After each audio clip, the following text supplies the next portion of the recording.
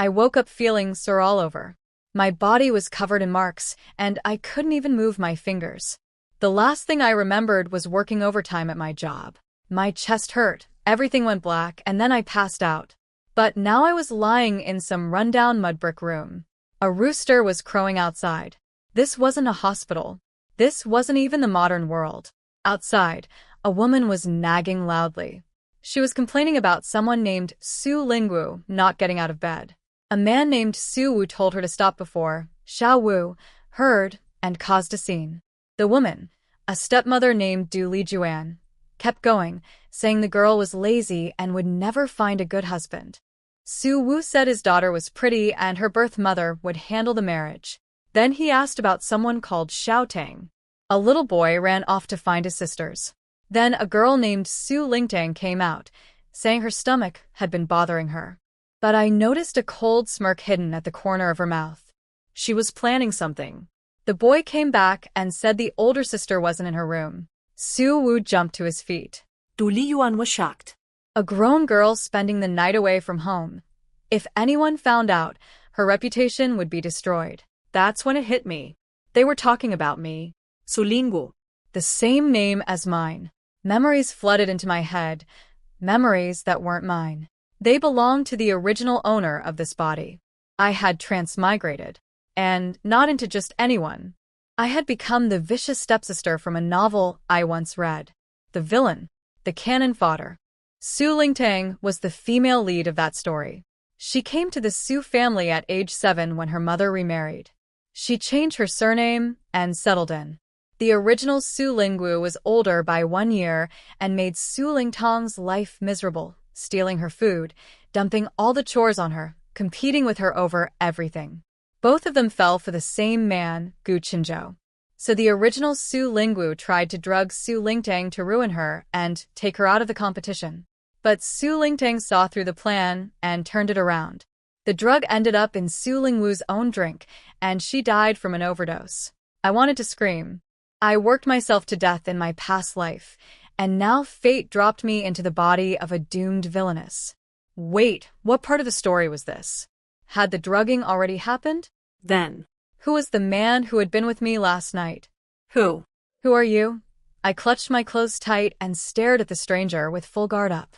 According to the novel's plot, the original Su Lingwu was supposed to die last night. I had transmigrated from the modern world into the 1970s and taken over her body. So, who was this man beside me? There was nothing about him in the original memories. This wasn't part of the story at all. Maybe that meant the future had already changed. The man woke up too.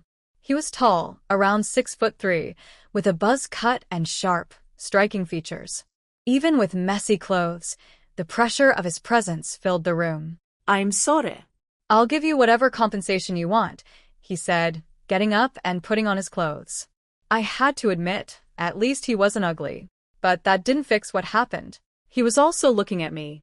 I could tell he was surprised by my appearance. The long dark hair, the delicate brows, the bright eyes, the smooth skin. He clearly hadn't expected to find someone like me in a small village like this. His eyes darkened with anger, but it wasn't aimed at me. He was thinking about whoever set him up. Compensation? I grabbed the pillow and threw it at him. How are you going to compensate me for my reputation? In this era, a woman's purity meant everything. This wasn't the modern world where people could brush things off. He caught the pillow with one hand and set it down calmly. I'm sorry. I had no choice last night, he said. But I'm a man of my word. If you're willing, I'll marry you. If you already have someone you love and don't want to marry me, just tell me what you need. A job, money, ration tickets, a house. Name it. His attitude was serious and sincere. That calmed me down a little. How did you end up in my house? I asked. This room was an old house that belonged to the Su family. After the family split up, Grandpa Su and first uncle built new houses up front. My father built 3 new rooms next to this old one. The old house was mostly used for storage, with one room kept somewhat clean for the rare guest. Last night, when I realized I'd also been drugged, I hid here so nobody would see me. I'm Su Xiangnan's comrade-in-arms, the man explained. Squad leader Su told me to rest here. It turned out he'd been set up by someone too. He wanted to find a place to ride it out and remembered that Su Xiangnan's village wasn't far away. He rushed over to borrow a room for the night. First, Uncle wanted him to stay in the main house since the man was his son's superior officer, but the man said he was feeling unwell and asked for a quiet, private spot. So first Uncle brought him here with a spare blanket and left. Neither of us knew the other was there. We were both out of our minds from the drugs. Then he told me his name. Fu Lingwu. Weit Fu Lingwu? I knew that name. He was the powerful big shot from the novel. He was the one who saved the male lead Gu Qinzhou's life multiple times during dangerous missions. Later, the female lead Su Lingwu built her business empire partly through the connections between Gu Qinzhou and Fu Lingwu. So the man I spent the night with was the novel's ultimate golden thigh, Fu Lingwu. The plot had gone completely off the rails. Su Lingwu, what are you doing hiding in here? My father kicked the door open. When he saw us, me and a strange man in the same room, his blood pressure shot through the roof. He could barely speak. You. Him. You shameless girl. He grabbed a stick and came at me. But Fu Lingwu stepped in front of me and blocked him. Sir, if you're going to hit someone, hit me. This is my fault. My father froze. This man towered a full head above him. Just standing there, Fu Lingwu gave off the kind of pressure that made people back down. Then the rest of the family showed up. Du Lijuan and Su Lingwu rushed over after hearing the noise. Su Lingwu stared at the scene in shock, clearly wondering where this man had come from. My little brother Su Zicheng just stood there with big, curious eyes. My father threw down the stick and told everyone to get back to the house. The fewer people who knew about this, the better. Back in the main room, he slammed the table. Explain. What happened? I kept my attitude the same as the original Su Lingwu would. I wasn't going to suddenly act all meek and obedient. Honestly, I kind of admired the original me. People called her bossy, selfish, vain, and jealous. But flip that around, she was tough. She didn't let anyone push her around. She had ambition, she wanted a better life, and she had a clear sense of what she wanted. Plus the beauty? That was a genetic lottery jackpot. Why would I throw any of that away? The original Su Lingwu had a rough deal. Her parents divorced when she was 8. Dad remarried, mom remarried. Both had new sons. She could have become invisible, but instead she made herself impossible to ignore. She threw fits whenever things weren't fair. Both parents felt guilty, and she was adorable growing up, so they spoiled her a bit. You're thinking about eating? You've disgraced the whole Su family, my father yelled. Don't blame me for embarrassing the family, I shot back. With you and Mom and Grandma Su and all that drama back then, the whole village had plenty to gossip about before I came along. He exploded. Du Lijuan tried to play peacemaker, pouring him water and gently scolding me. I shut her down fast.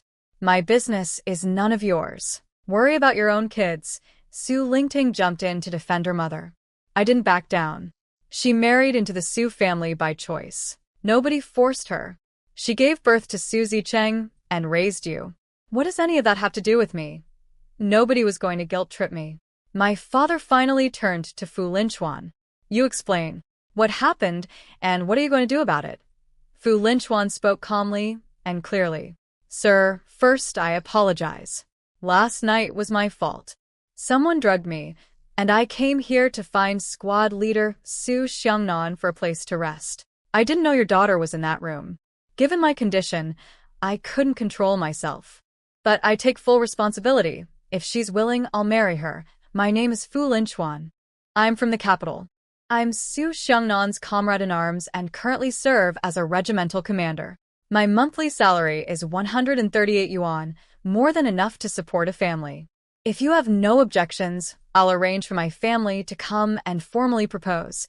My father went completely still. Regimental commander. A high-ranking officer. A monthly salary worth more than our family made in an entire year. Du Lijuan and Su Lingtong's faces turned sour. I raised an eyebrow. Had I just latched onto the biggest golden thigh in the whole story? Things got worse fast. Grandma Su heard the noise from the front yard and came marching over. She was a sharp-eyed old woman, and the second she walked in and saw something was off, her face twisted. What trouble have you caused now? She snapped at me, her voice rising. My father tried to calm her down. Mom, it's not what you think. Li Juan had already hinted that something scandalous happened. She couldn't help herself. Even Su Lingwu had a look of quiet satisfaction in her eyes, enjoying my misfortune. Only little Su Zicheng was clueless, showing off his glass marbles to Grandma. Fu Lingwu greeted the old woman politely, introducing himself as Su Xiangnan's comrade. Grandma perked right up at that. First uncle's son was in the military, and his superior officer was a VIP guest worth treating well. But when I bluntly said, "Congratulations, you've got a new grandson-in-law," Grandma exploded. "You shameless little wretch. Just like your fox of a mother, born to ruin people." She had always hated my birth mother, Su Mei. The two of them had fought for years before my parents divorced. In Grandma's eyes, I was just a copy of the woman who nearly left her son without an heir. She was terrified I'd offended this important officer and ruined her grandson Xiangnan's future career. Before my father could finish explaining, Grandma shoved him aside. Slap. Her palm cracked across my face. My pale cheeks swelled up instantly, the red handprint covering half my face. I held my cheek, my eyes going ice cold. "Should have drowned you in the chamber pot the day you were born," she spat. "All you do is cause trouble. I'll find someone to marry you off. The farther away the better. Your own mother didn't even want you. Dumped you on the Su family and ran off to the city to live the good life. You're both the same, worthless." My father looked pained. "Mom, what are you doing?" He wanted to comfort me, but didn't know what to say. The old woman kept ranting. "And you're still protecting her." Something snapped inside me. I wasn't going to take this lying down. Slap. Slap. Before anyone could react, I smacked Su Lingwu across the face. Then I smacked little Su Zicheng too. One each. I couldn't hit the old woman back, but I could hit the people she and Li Juan loved most. Grandma's precious little grandson. Li Juan's docteur. If they wanted to watch me suffer, they could feel some pain too. I wasn't sure if it was leftover instinct from the original body or my own fury. All I knew was that I wasn't eating this slap for free. If I didn't get this anger out, I wouldn't sleep tonight. "My son." Li Juan rushed forward, pulling Su Zicheng and Su Lingwu behind her, glaring at me like she wanted to bite me. Grandma pointed at me with a shaking finger. You've gone too far, Grandma," I said coolly. "You really need to break this habit of blaming people before you know the truth. And stop dragging my mother's name through the mud. If you miss her that much, just say so. I'll invite her back for a nice little reunion." She lunged at me again, but Fu Lingwu stepped forward and caught her hand mid-swing. "Ma'am, before you arrived, I was in the middle of proposing to your son. I think there's been a misunderstanding." His voice was calm but firm. "I fell for Su Lingwu at first sight. I want to marry her. There's nothing underhanded going on. This is between us young people, so please don't worry yourself." Grandma froze. She realized she'd jumped to the wrong conclusion and awkwardly lowered her arm. My father grabbed the chance to escort her out before things got any worse. Once she was gone, I looked straight at Fu Lingwu. "I agree to marry you. How soon can we get the marriage certificate and join you at the base? I didn't want to spend another day in this house." "I need to handle some things first," Fu Lingwu said. "I'll notify my superiors today. Since Su Xiangnan is military and already passed a background check, it'll save time. We should be able to get the introduction letter and register the marriage in about 20 days. "Fine," I said. My father had just come back from walking Grandma out. "Xiaowu, marriage isn't something to rush into. Let's sit down and talk about this properly." I rubbed my swollen cheek. "What's there to talk about? Things have already gone this far. Just figure out how much dowry you're giving me." I went straight to my room and slammed the door shut. I collapsed onto the brick bed and didn't want to move. Outside, my father talked to Fu Lingwu about the bride price. The local custom was 3 turns, 1 ring, and 36 legs, a bicycle, sewing machine, watch, radio, and enough furniture. But since I'd be joining the military base after the wedding, my father told Fu Lingwu to just give me the money and tickets directly, so I could pick things out myself. Li Juan nearly lost her mind. She pinched my father's side the second Fu Lingwu left. In her eyes, All that bride price money should stay with the family. She had Su Lingtang's future wedding to think about, Su Zicheng's schooling, and eventually his own wedding and house. My father told her to shut up and think bigger. Fu Linchuan was a regimental commander at a young age. His future was limitless. When Su Zicheng grew up, having a brother-in-law like that would be worth more than any bride price. Du Lijuan didn't buy it. She knew my temper. After Grandma slapped me, I slapped her kids right back. What kind of sister would help them in the future? Su Lingtang quietly wondered. When her turn came to marry, would her family let her keep the entire bride price too? She already knew the answer. Lying on the brick bed, I couldn't calm down.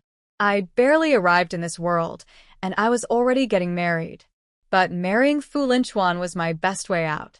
I didn't want to stay under the same roof as the female lead. The sooner I left for the military base, the better. My whole body ached. That man really did a number on me. I looked around the tiny room, maybe 10 square meters. The Su house had 3 main rooms. The center was the living area. One bedroom belonged to my father, Du Lijuan, and their son. The other was supposed to be shared by me and Su Lingtang, but the original Su Lingwu refused, so my father built a wall splitting it into 2 cramped spaces. Thank goodness for that. Sharing a room with the female lead would have been unbearable. I remembered something from the original memories, a secret stash. I forced myself up and dug through the storage cabinet on the bed. Hidden at the bottom was a wooden box. Inside, over 30 yuan in loose bills and some ration tickets. For a girl in this era, having even a few cents of pocket money was a lot. 30 yuan was a decent amount. Underneath the money were 2 pieces of jewelry. A silver bracelet and a red gemstone ring. Both came from my maternal grandmother. Grandma had once worked as a maid in a wealthy household. She was educated and had saved a few precious things over the years, though she'd sold most of them during hard times.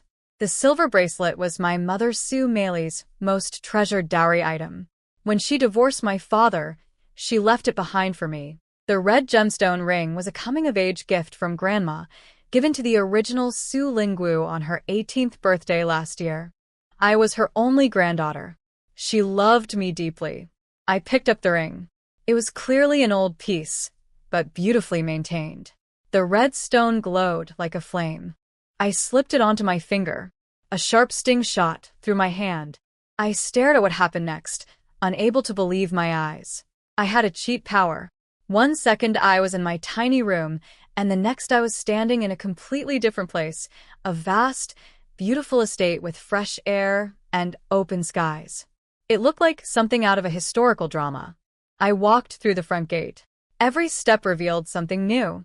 In the second courtyard, a plaque hung over the main hall that read, "Heal the world." There was a letter on the table. I opened it.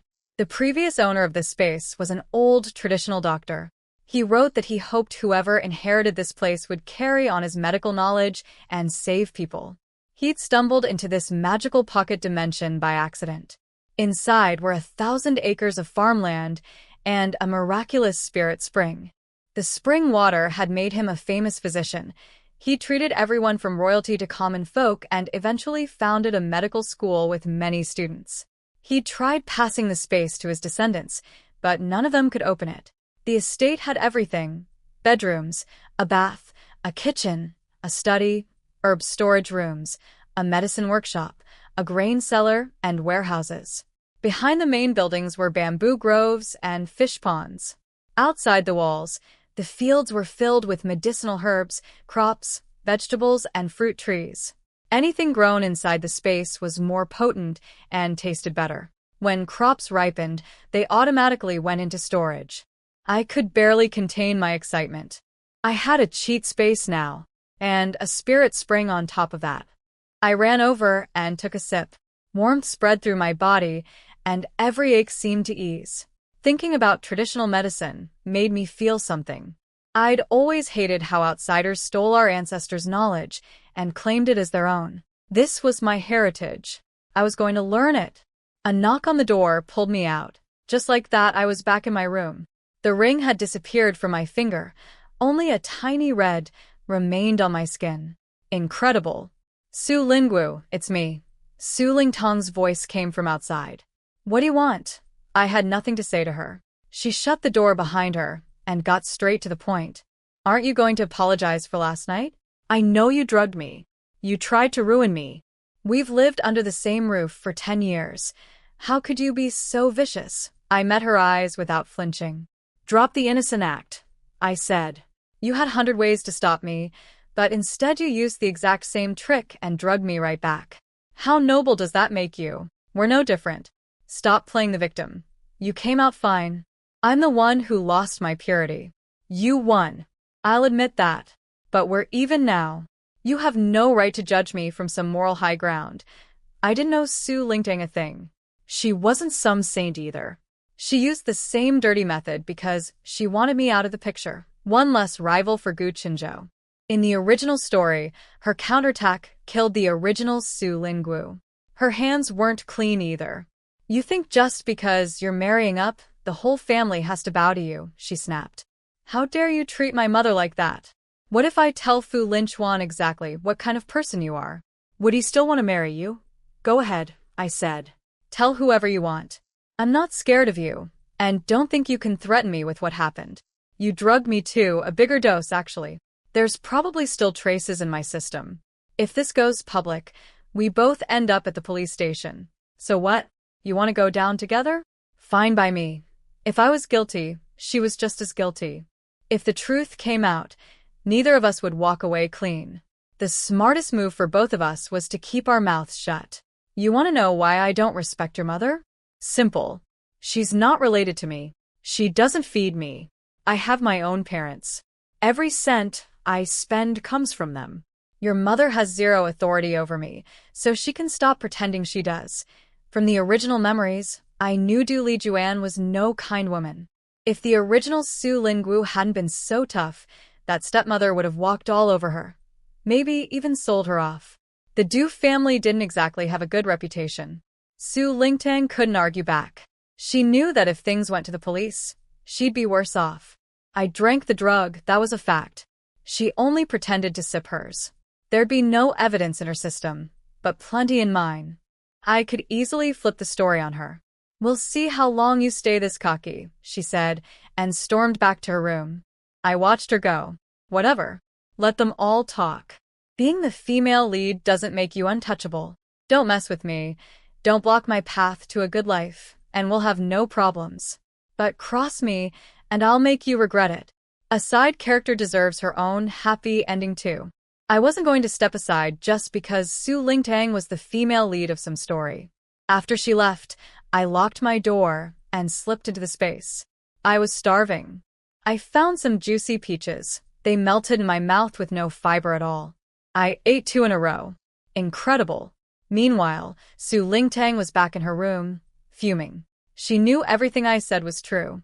She'd originally planned to expose me for drugging her, but then she remembered how Gu Qinzhou's eyes had lingered on me the first time they met.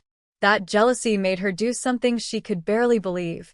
She let the drugging happen, even increase the dose, so I'd lose my purity and be out of the running for Gu Qinzhou. It worked, but when she saw Fu Linchuan and learned who he was, she regretted it. How was I this lucky?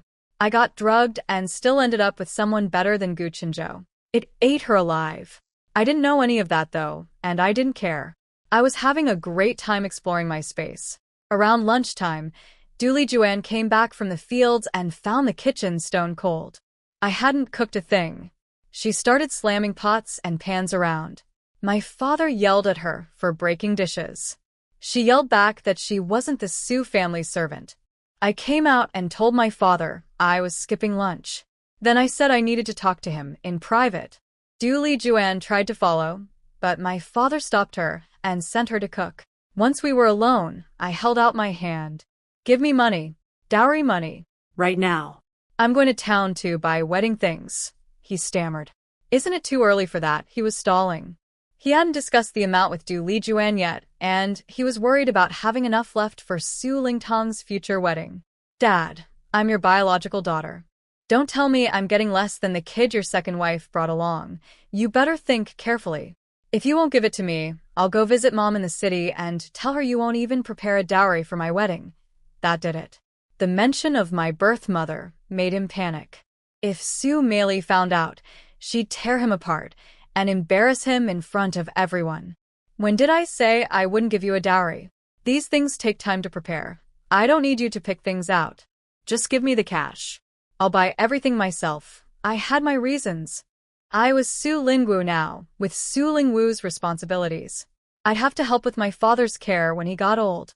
But I also wasn't going to let the stepmother and Su Lingtang walk away with everything. How about 20 yuan, he said, looking like someone was pulling out his teeth. I smiled sweetly and held up 2 fingers. 200. Not 1 cent less. All these years, Su Lingtang has been eating your food, wearing your clothes, living in your house. If she gets the same dowry as me, that's not fair at all. Unless you're saying your real daughter matters less than your stepwife's kid. I put on a pitiful face. I'm the little cabbage nobody loves. Get a stepmother, get a stepfather. Maybe I should have just stayed with Mom. Stop. Fine, I'll give it to you. He dug into a hidden spot under the brick bed and pulled out a small metal box.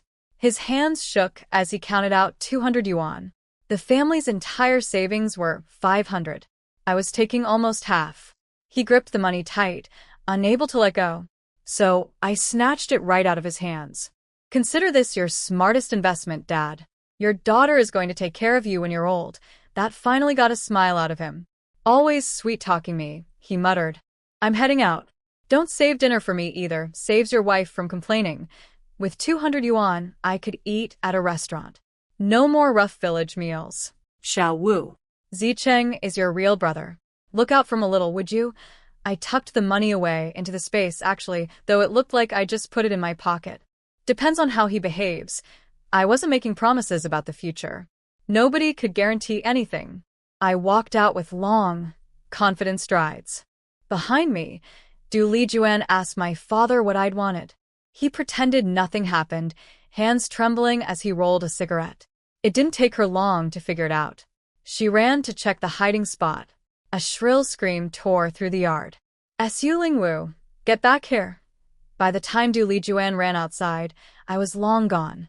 I could imagine the scene behind me. She'd be screaming at my father, threatening to split up, furious that he gave me 200 yuan without even asking her. My father would be trying to calm her down, and she'd probably scratch his face for it. He'd accidentally mention my birth mother's name, which would make everything 10 times worse. Those two would be chasing each other around the yard like a comedy show. Not my problem.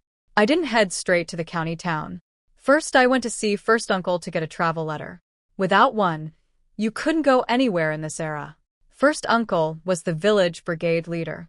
He had 3 sons, Su Xiangdong, Su Xiangnan, and Su Xiangbei.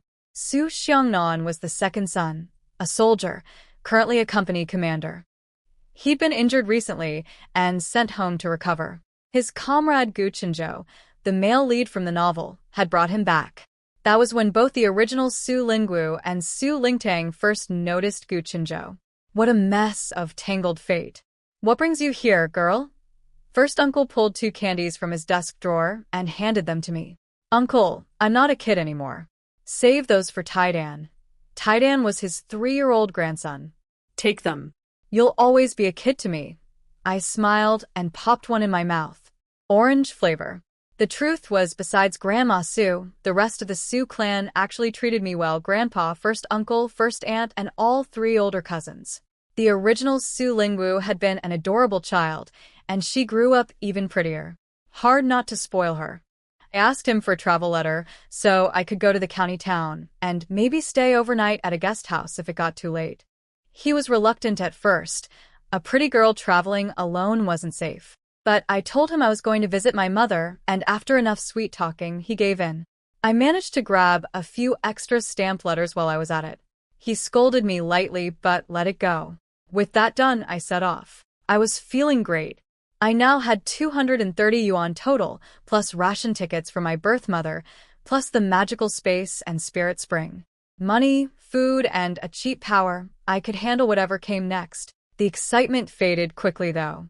I'd forgotten to borrow a bicycle. In my old life, I drove everywhere. Now I was walking, and after 30 minutes, I'd only covered a third of the distance. I snuck a couple sips of spirit spring water to keep going. I finally made it to town, starving and desperate for a meal. That's when I noticed footsteps behind me. 2 shadows. When I sped up, they sped up. When I slowed down, they slowed down. They were following me. Sweat beaded on my forehead. I gripped my army green satchel tight and tried to think. Where was the police station? The original memories had nothing. She'd never been there. Yelling for help was risky too. If these men pretended to be my family, bystanders might not get involved. Then I remembered I had the space. If I could find a hidden spot, I could disappear into it. I scanned the surroundings, picking my route. Then I bolted like an arrow, darting into a maze of narrow alleys packed with junk and debris. The 2 men cursed and chased after me. They hadn't expected me to be so alert. I turned 5 sharp corners through the twisting passages before finally losing them. I pressed my back against a wall, covered my mouth, and forced my breathing to stay quiet. My whole body was wound tight like a rubber band. I didn't know if they were street thugs or human traffickers. All I knew was I absolutely could not let them catch me. Their angry voices grew fainter and fainter until the alley went silent again. I peeked out. They were gone. I'd lost them. I let out a breath of relief. That's when a large, warm hand clamped over my mouth and nose from behind. Pure terror exploded through me. My blood froze. Time stopped. It was over. MMPH. I bit down on the hand, covering my mouth as hard as I could. It hurt my teeth, but survival came first. Sure. Don't be scared. It's me. I stared at the person for a long time before I recognized him. Su Lingwu. But he looked completely different from this morning. Rough and scruffy. Nothing like the commanding officer who'd left our house looking sharp and powerful. Something had clearly happened to him. Before I could ask, voices echoed through the alley. It was those 2 men who'd been following me. She couldn't have gone far. She's hiding somewhere. Find her, she'll fetch a good price. Hurry up and get the others. The Revolutionary Committee is out in force today. We need to grab her and leave. They were getting closer. Su Lingwu glanced at me and whispered, "Sorry about this." He yanked open my outer shirt, pushed me against the wall, and kissed me. I couldn't move. His arms locked me in place like iron bars. I couldn't even struggle. One of the men walked past and spotted us. "Boss, there's a couple going at it over here. Stop looking. Go find the girl. When we do, I'll get you 10 widows. Deal." The man's voice faded as they moved on. Su Lingwu had blocked me completely with his body. All they saw was a man pressing a woman against a wall. They couldn't tell who I was. When he finally let go, my legs buckled. I was so dizzy from lack of oxygen, I couldn't stand. I had to lean against his chest just to stay upright. I'd nearly become the first person in history to die from a kiss. I'm sorry. It was the only way to keep them from finding us, he said. I've heard that line from you more than once now, I said, glaring at him. I hope there won't be a next time. He'd gone way overboard. He could have just pretended. Instead, he kissed me until I almost passed out. He cleared his throat awkwardly. I hope so too. He was 28. I was 19. He knew he was taking advantage, and he had no good excuse. But honestly, I think he surprised even himself with how he lost control. I noticed him studying me with a strange look, like he was trying to figure something out. He seemed to wonder whether his second chance at life was somehow connected to me. In his previous life, there had been no Su Lingwu. So, why were our fates tangled together this time? Why did you come to town? You should be resting at home, he asked. My stomach answered for me with a loud growl. I'm hungry. I need food, I declared, lifting my chin and throwing away any embarrassment. The corner of his mouth twitched into a smile. Wait here, he said and disappeared. He came back with a patched-up old shirt and some coal ash. He put the shirt on me, rubbed the ash on his hands, and reached for my face.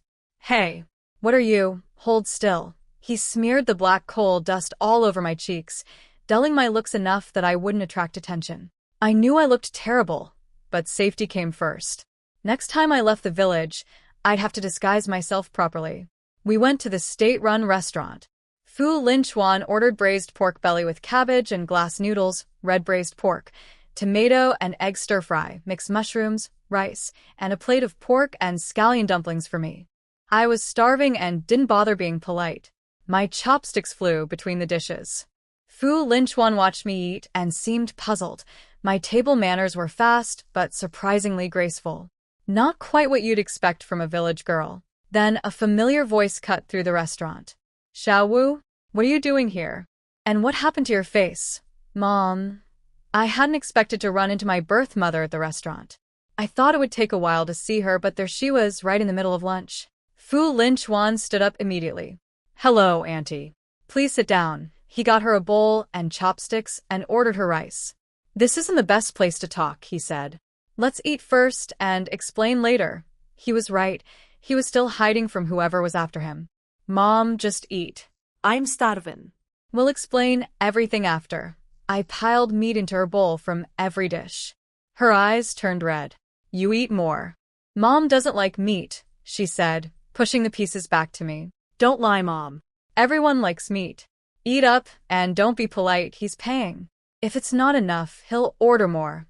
Honestly, the man was walking off with her daughter. The least he could do was buy us a meal. Fu Lingwu offered to order 2 more dishes, but Mom stopped him. No, this is plenty. Don't spoil this girl, I've already spoiled her enough. She gave me a fond look. We cleaned every plate.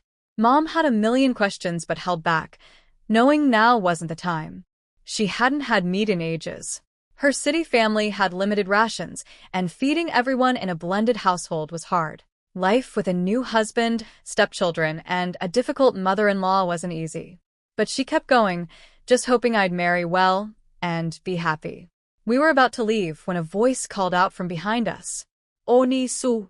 Eating out by yourself? I'm telling Dad and Grandma. It was Zhao Nana, Mom's stepdaughter. She'd spotted us through the restaurant window and saw the empty dishes. For whole dishes. With meat. She was furious, convinced Mom had been sneaking food to me behind the family's back. What do you mean sneaking? Mom said firmly. My daughter was eating with a friend. I happened to see them and joined. How is that sneaking? Zhao Nana looked me and Fu Lingwu up and down with pure contempt. We looked like beggars in our disguises.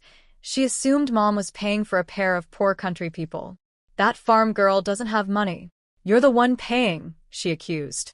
You must be crazy for meat, I snapped. If you want to eat, go ask your own father. Stop harassing my mother. You village bumpkin. How dare you talk to me? I won't let you through the door. Who'd want to go to your house? Is your family that important?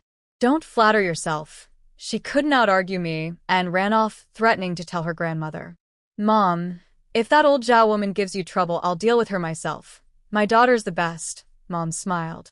But don't worry, I can handle her. That old woman's been trying to push me around for years. She's never succeeded. She turned serious. Now tell me, what's going on with you two? But before I could answer, Fu Lingwu spotted a group from the Revolutionary Committee heading our way. Even with his disguise, his face was unfamiliar around here. He couldn't risk being noticed. Auntie, I'm sorry. I'll properly apologize next time. I have to go. He shoved a handful of money and ration tickets into my pocket and vanished around the corner. The group approached and stopped us. Where's the man who was with you? I put on a country accent and ducked my head like a timid village girl. Comrade, you mean my cousin? I sent him back to the village already. Mom backed me up perfectly. That's right. She's my daughter. Lives with her father in the countryside. Her cousin just dropped her off for a visit. They looked at my filthy face and ragged clothes and didn't bother giving me a second glance. Fine, get going. We hurried away. Once they were out of sight, Mom grabbed my arm. You little brat, talk. What's going on? How did you get mixed up with people like that? Stay away from them. Mom, it's not what you think. He's a soldier. I pulled out the money and tickets Fu Lingwu had left me. All military issued. Mom counted it. Over 50 yuan plus grain tickets, sugar tickets, meat coupons. More than 20 jin of grain tickets alone. Just casually stuffed into my pocket. Hold on, she said, eyes narrowing. What's your relationship? Why is he giving you this much? Well, he's your son-in-law. What? Ow. Mom, that hurts. She grabbed my ear and twisted. I doubled over, vinking. Tak. What's going on? You little brat, keeping something this big from your own mother. If you don't explain everything right now, you're not leaving here in one piece. Mom was furious, but it was the kind of fury that came from love. She'd always carried guilt about the divorce. She and my father had been young and stubborn, and they were the ones who moved on with new lives.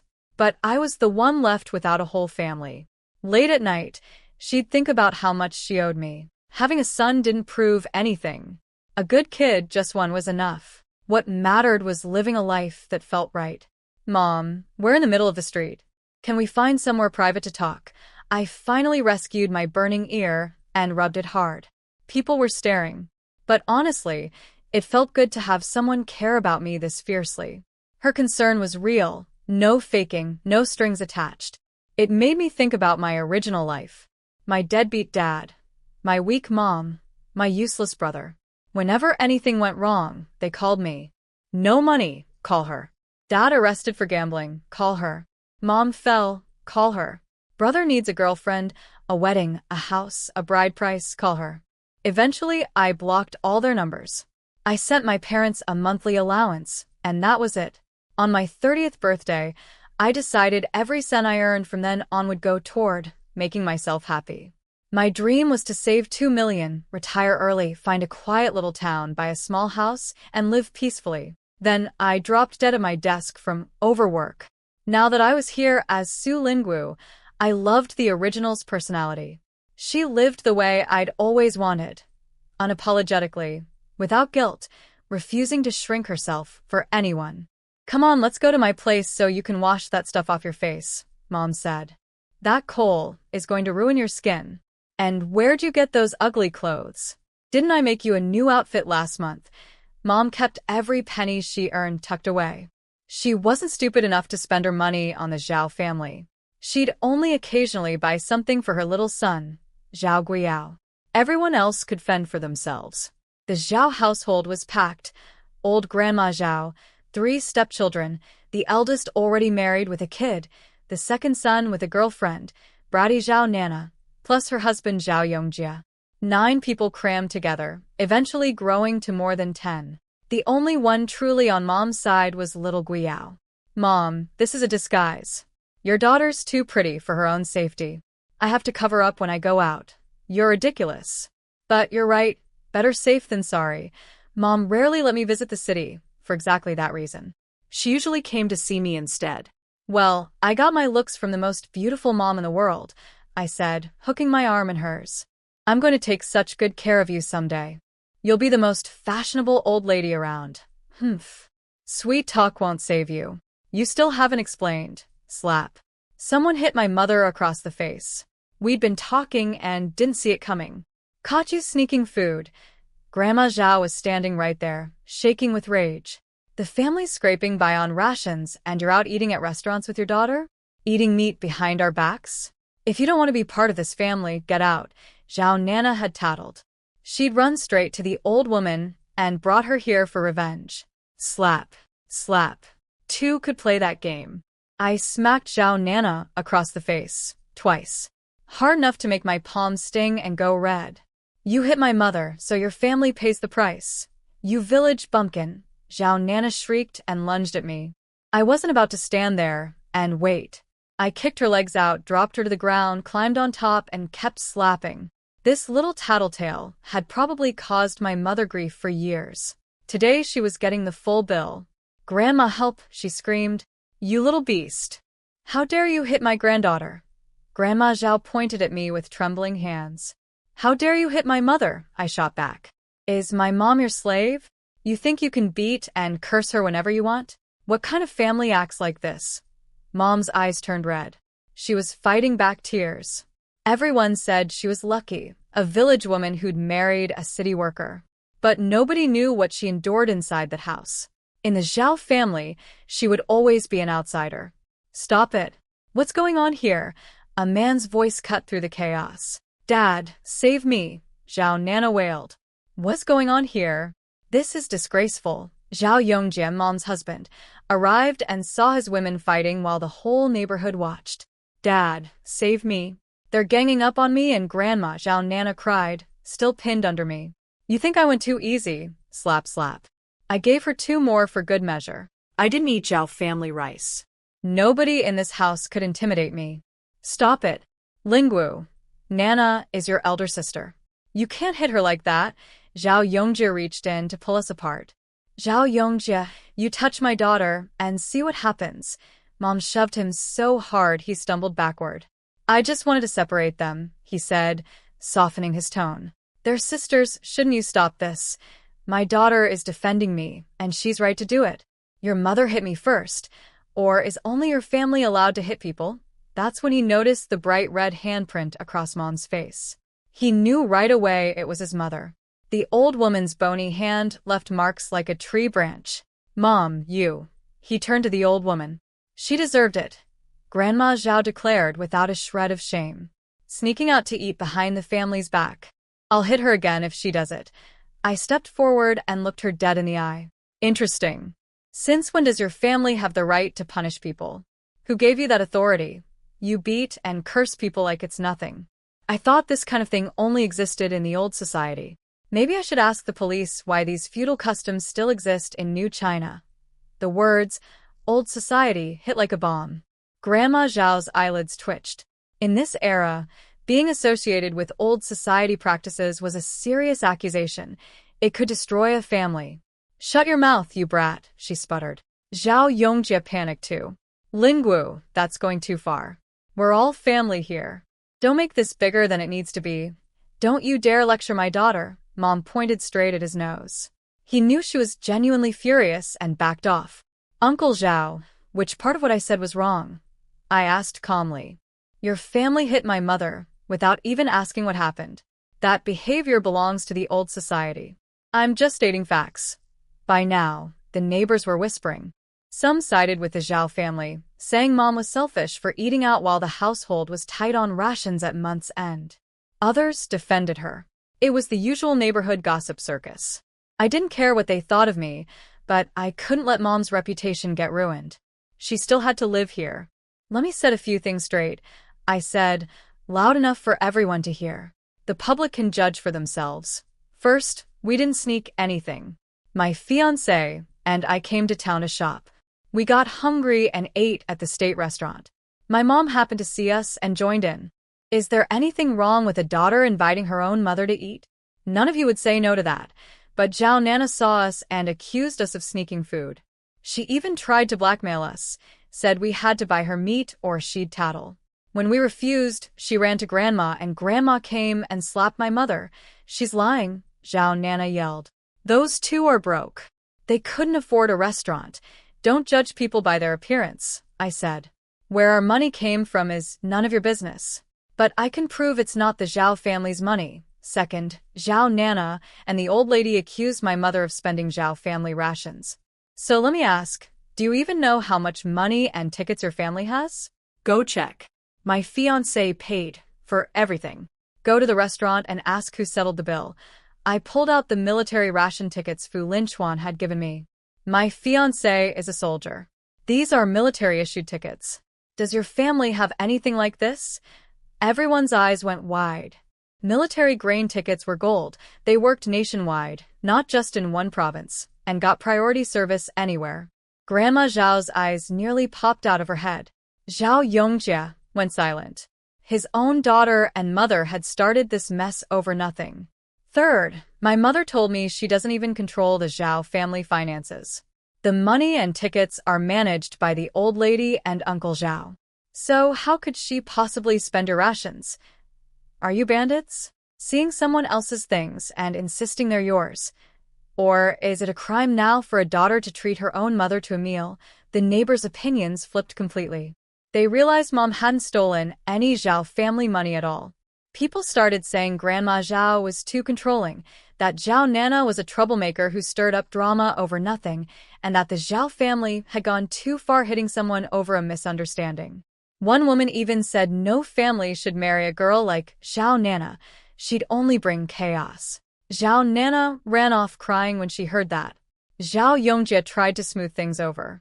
It was all a misunderstanding, let's just go home. Get lost, Mom snapped.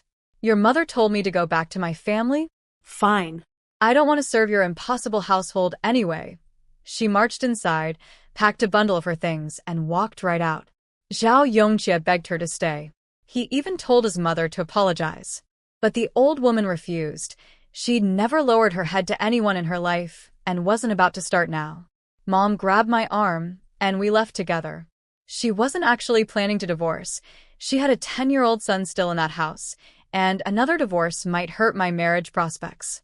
But she wanted to punish them, let them stew for a while. If they wanted her back, they'd have to come crawling with a proper apology. I secretly wished she'd leave for good and come live with me. But I understood the situation. For now, making the Zhao family sweat was enough. Mom, let's buy some gifts for Grandma and Grandpa. I have money and tickets. I've never properly taken care of Grandma before. After all, it was Grandma's ring that gave me the magic space. You're still a child. Save your money. You'll need it later. I'll handle your grandparents. Behind us, the Zhao family overheard, and their faces turned even uglier. Grandma Zhao grumbled about Mom spending money on her birth family instead of the Zhao household. Zhao Yongjie finally snapped at his own mother. Can you stop? You treat her like this and expect her to spend money on you? And her name is Su Lingwu. Stop calling her that brat. She's not even surnamed Zhao. Why would she show you respect? He decided to wait a few days and go fetch Mom from her parents' house once she cooled down. Meanwhile, Mom and I linked arms and strolled through the shops like two friends. We looked at fabrics, discussed which ones were durable and pretty, and checked out what snacks were available. Mom worked at a textile factory earning 32 yuan a month. She had access to leftover fabric and scraps, so I never lacked for clothes. She'd brought along some sturdy labor cloth to make pants for my grandparents and two uncles.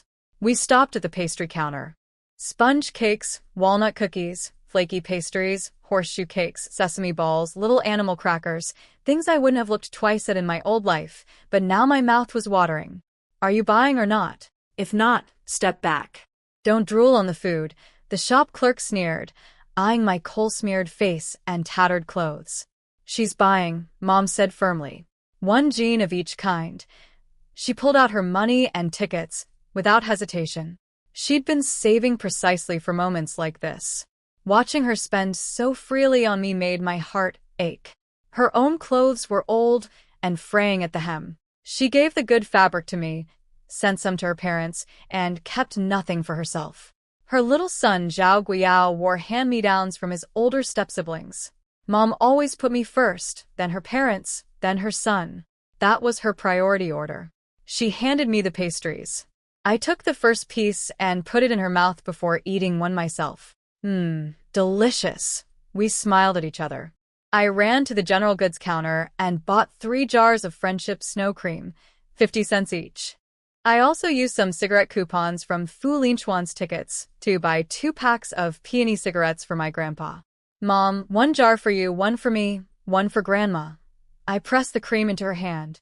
I don't need this, it's too expensive. You keep it. She just spent over 4 yuan on pastries for me without blinking, but 50 cents on herself was too expensive. Mom, from now on, I'm covering your skincare. Don't hold back. We should dress up and look beautiful. Money only means something when you spend it on yourself. Otherwise, it's just numbers. I'm grown up now. I can take care of myself. And my fiancé makes 138 yuan a month. I should be spending some of his money too. So stop saving every penny and start being good to yourself. Her nose turned red and her eyes glistened. Okay, Mom will listen to you. She got it. A woman who doesn't love herself can't expect anyone else to love her either. Somehow her daughter had figured that out before she did. We stopped back at the restaurant and packed up 15 meat buns to bring to my grandparents. Just as we were about to leave, someone stepped in front of us. Excuse me, could I have the chance to get to know you? We both frowned. Who was this person? We don't know you. Move. I wasn't in the mood for this. I disguised myself in ragged clothes with coal smeared on my face, and somehow this guy still noticed me.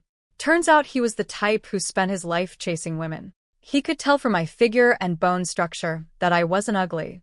The flash of pale skin at my collar gave it away. He figured anyone who went this far to hide their looks must be hiding something worth seeing. He flicked his hair like he was God's gift. Let me introduce myself. I'm Mayuntao.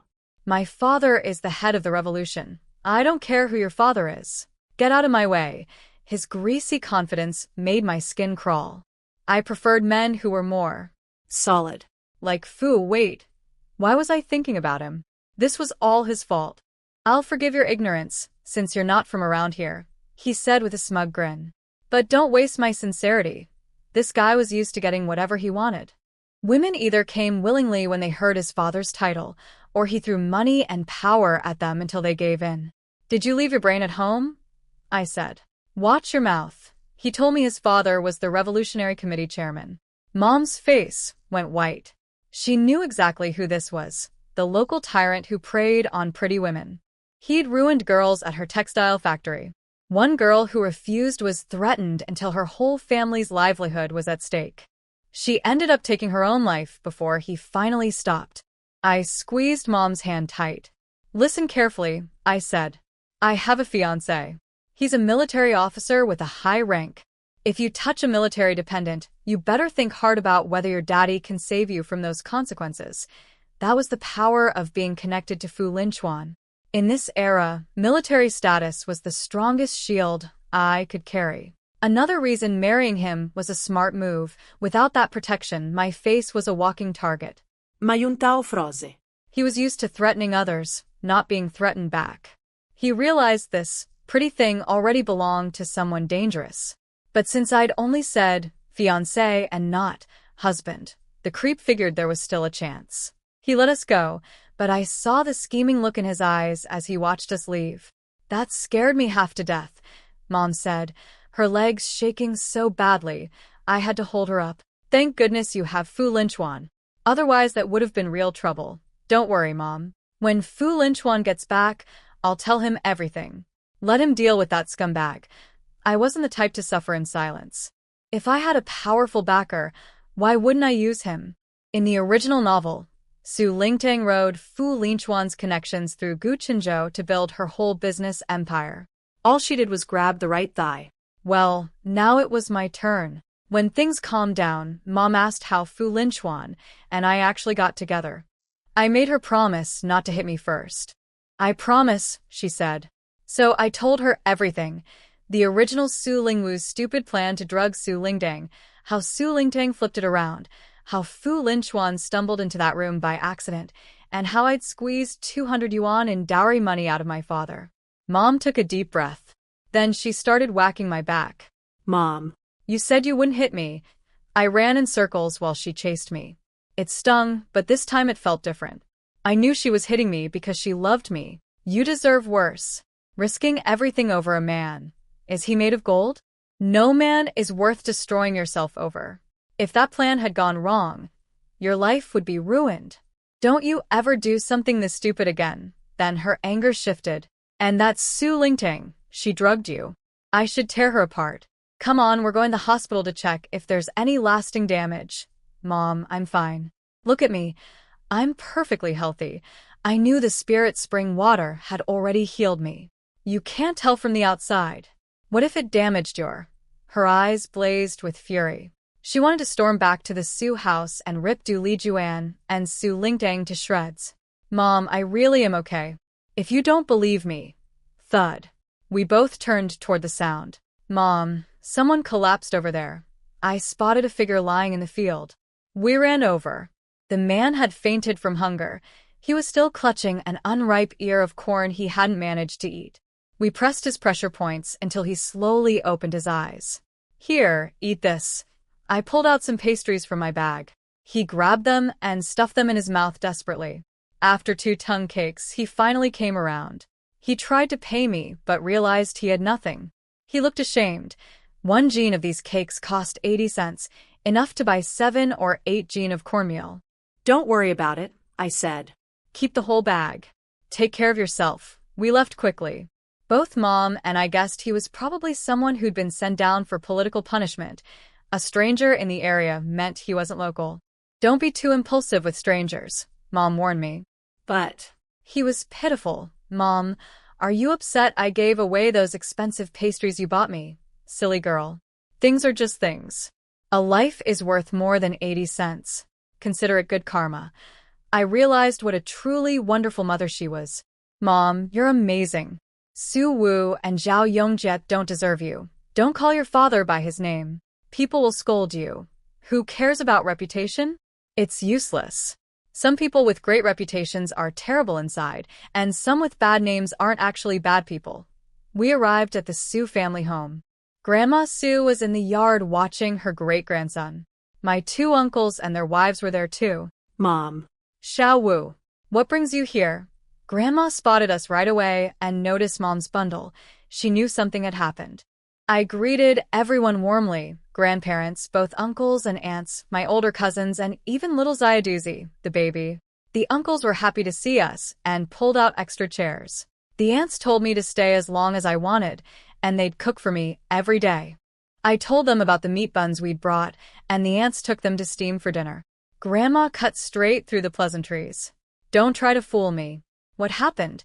Mom tried to brush it off, but Grandma turned to me instead.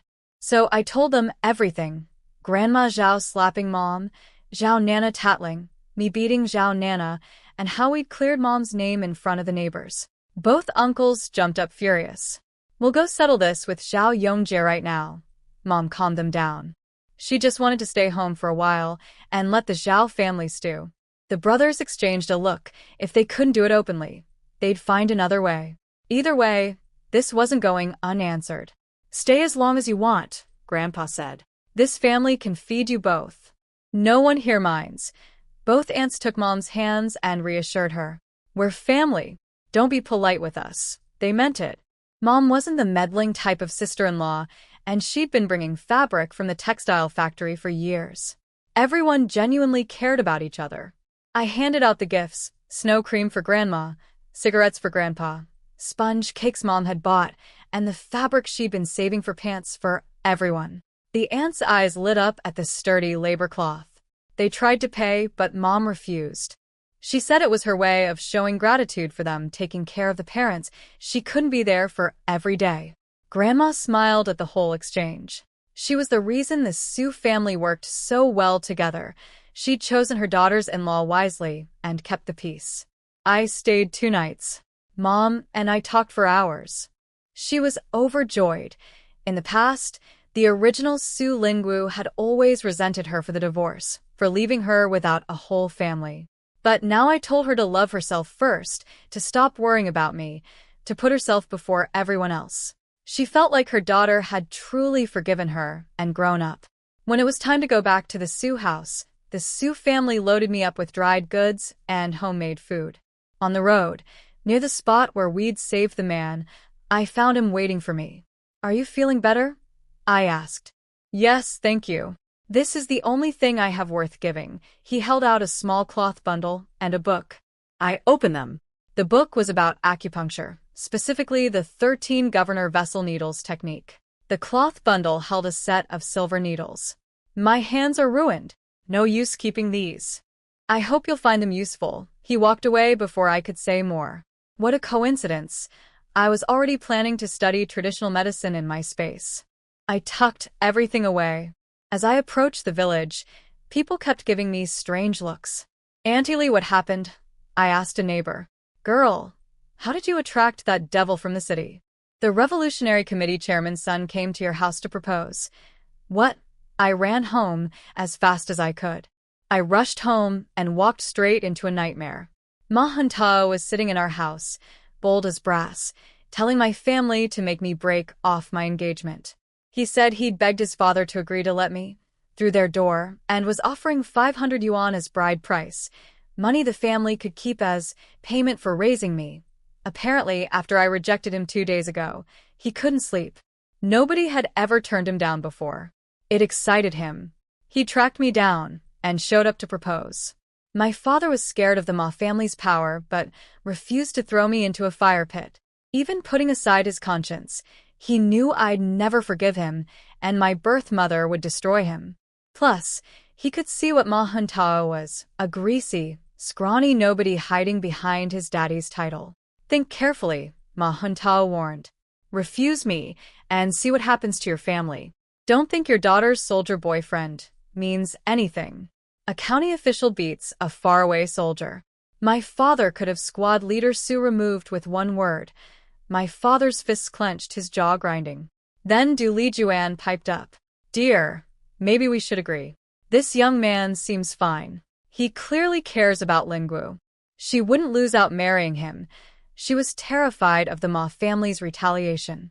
In her mind, sacrificing me to save the rest of the family was a bargain. And 500 yuan in bride price, she could finally recoup the cost of raising me. I stepped inside. Since you think he's so great, send Su Lingtang instead. This is your mess. Why should I be dragged into it? Su Lingtang burst out of her room, furious. Xiaowu, why are you back? Get out of here, quick. My father tried to push me out the door. But Ma Huntao followed. The moment he saw my real face, clean now, no coal dust, his eyes went wide and glassy. Beautiful. Even angry, you're stunning. I'm marrying you for certain. You're not welcome here. Get out. I didn't hide my disgust. Du Lijuan tried again. Lingwu, just agree. Otherwise the whole family suffers. Think about your uncle. He's always been so good to you. If you want someone to agree, marry your own daughter off. You have no right to decide my future. Don't talk to my mother like that, Su Lingtang snapped. Your mother just tried to sell me, and you want me to smile about it? Are you stupid, or do you just think I am? Ma Huntao tried a different angle. Are you sure this soldier boyfriend even exists? I asked around. Nobody's heard of you having a fiancé. She really is engaged, my father said desperately. He's just away on business. He'll be back in a few days to register the marriage. I pulled out the military ration tickets. Open your eyes. These are for my fiancé. All military issued. Ma Huntao's face changed when he saw them, but he recovered. Your cousin's also in the military. How do I know these aren't his? Then a firm voice came from behind. My niece said she has a fiancé. I suggest you leave. First uncle had arrived with all three of his sons, including Su Xiangnan, who was still recovering from his injury. Uncle. Brothers. I felt a wave of relief. Xiaowu, don't be afraid. I'm here. I'd like to see who dares force my niece into marriage. Ma Huntao puffed up. You're just a brigade leader. My father can have you removed. Go ahead, first uncle said calmly. I'm old enough that I don't care about the position. But I will fight your family to the end. I'll take this to the commune secretary and ask whether the Ma family runs Xiangyang commune or the party does. Ma Huntao glared at all of us. I'll be back, he said and stormed off. He was planning to bring his father next time. He refused to believe this old man wouldn't cave under real pressure. Thank you, uncle. And you too, brothers. I helped second brother sit down. His injury still wasn't healed. Don't worry, he said. We've got a whole family behind you. We can't let you jump into a fire pit. There's always a way. Did the commander say when he'd be back? I shook my head. He had something to deal with. But he said since you already passed a background check, our marriage registration should go faster. First uncle nodded. He was glad I had Fu Linchuan as a fiancé. Even if the circumstances were accidental, at least I had real protection now. He'd learned from Su Xiangnan that Fu Linchuan's family background was impressive. A girl as pretty and headstrong as me needed someone powerful enough to shield her. An ordinary family couldn't manage it. Be careful when you go out, uncle warned. That thug won't give up. Take your eldest or third cousin with you. Don't go alone. He also said we needed to keep Fu Linchuan's background quiet for now. If word got out before the marriage was registered, it could cause complications. Better to keep things low-key until the paperwork was done. Du Lijuan started her act, crying and wailing. Oh, what are we going to do? He'll never stop. He said he'd have your position removed, big brother. Lingwu, why did you have to provoke him? Provoke him? By your logic, if a rabid dog bites you, it's your fault for being there. The victim is the criminal now? Shut your mouth. My father told her to be quiet too. First uncle assured everyone that removing him as brigade leader wasn't so simple. The commune secretary had to agree, and Ma Huntao's father didn't run things alone. The real priority was keeping me safe until Fu Linchuan returned. Once we were married, and I left for the military base, The Ma family would have no leverage. Uncle and the cousins headed home. Then came the part I'd been expecting. Wait, Du Lijuan said. The money. She wanted the 200 yuan back. She argued that a bride's family was supposed to manage the dowry purchases, furniture, banquet supplies, household goods. She needed the cash to handle it all. I smiled. No thanks. I'll buy everything myself after I join the base. Just give me the money. If you want to send extra gifts, mail them. She nearly fainted. Not only was I keeping the 200, I was suggesting they spend even more on top of it. You have to give that money back. Your father and I saved that for years. You can't just walk off with 200. Your sister and brother need money too. She pinched my father, trying to force him to speak up. But he stayed quiet. He'd already given me the money and wasn't about to humiliate himself by asking for it back. Honestly, he didn't want to. Go ahead and save 200 for Su Lingtang's dowry, I said. Nobody's stopping you. This money is from my biological father. He didn't complain, so what business is it of yours? I'm his flesh and blood. Giving me a dowry is his duty. I'll take care of him when he's old. That's my responsibility. Meanwhile, Su Lingtang has been eating his food, wearing his clothes, and living in his house for years without any blood connection. If anyone's been shortchanged here, it's me. Du Lijuan grabbed the table to keep from collapsing, pointing at me, but unable to form words. Slam. Su Lingtang stormed out of the house. Si Tan. Where are you going? Du Lijuan chased after her daughter. My father looked at the empty room and sighed. Happy now? You drove everyone away. Your old man's all alone. I rolled my eyes. Go chase them if you want. Nobody's chaining your feet. Then I tossed him something. He fumbled to catch it, a pack of peony cigarettes. His eyes lit up. Peony. Where did you get these? Don't say your daughter never thinks of you. I bought them specially for you. That was all it took. One slap, one sweet date. My father was the easiest man in the world to handle. Oh, my wonderful girl. What do you want for lunch? Daddy will cook for you. One pack of peony cigarettes, 49 cents plus a cigarette coupon, nearly impossible to get, and he'd be bragging about it to the whole village for weeks. While the two of us had a peaceful afternoon together, Su Lingtang ran off to find Gu Qinzhou. She couldn't stand living in the Su house anymore. She wanted out through marriage. Du Lijuan couldn't find her daughter and assumed she'd gone to her grandmother's house, so she headed to her own family home. Su Lingtang stood at Gu Qinzhou's gate, eyes red and teary. Gu Qinzhou, marry me. I had no idea what Su Lingtang was up to, and honestly I didn't care. She'd gone to Gu Qinzhou's house and asked him to marry her. He'd been torn between the two of us. The original Su Lingwu was more beautiful but too wild, while Su Lingtang was plainer but more domestic and suited for a military wife. When Su Lingtang told him I was already engaged to Fu Linchuan, his face flickered with something painful. But he agreed. Su Lingtang had thrown herself at him partly out of desperation to leave the Su house, and partly to spite me. She wanted me to regret losing Gu Qinzhou. She had no idea I couldn't care less. What mattered to me right now was my space. I'd only been inside briefly before, and these past 2 nights at Grandma Su's house with Mom in the same room, I'd had no chance to explore. Finally, with the house empty, I locked my door and slipped in. The air was incredible. First thing, a bath. The bathing pool was carved from jade, with shimmering blue-green water. The stone beneath my feet was smooth as silk. In my past life, I couldn't have dreamed of anything this luxurious.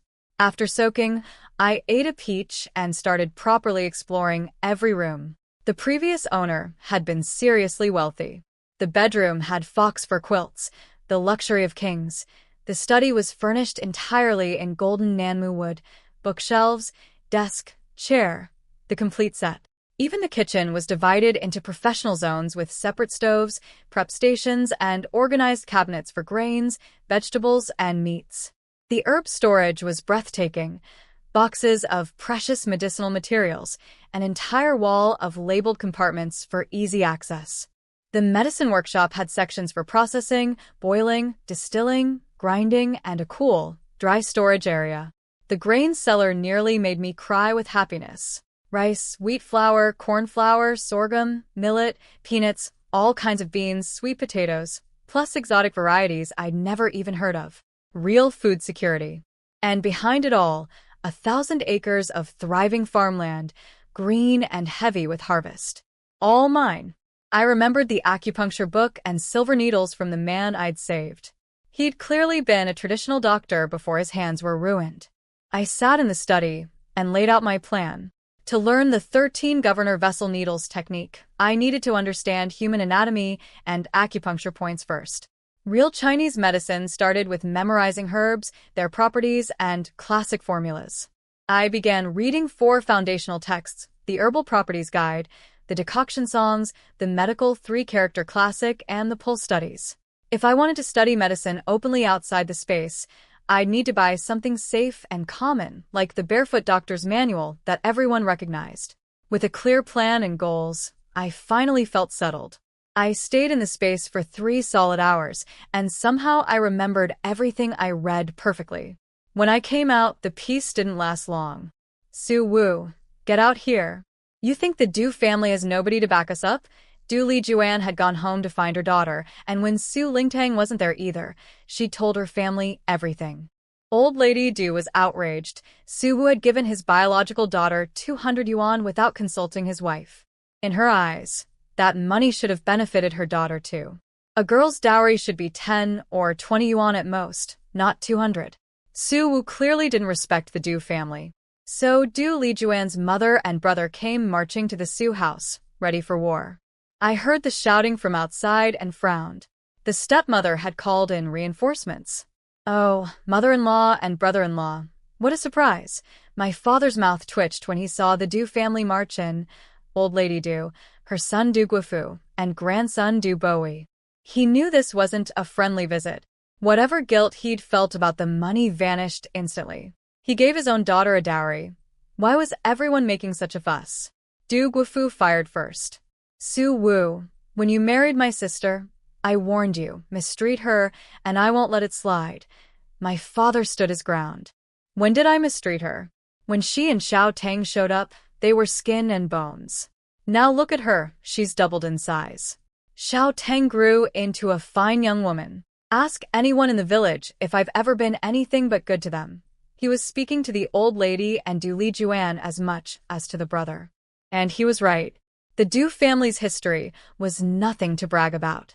Du Lijuan's first husband had frozen to death drunk in a ditch. His family kicked her and baby Su Lingting out.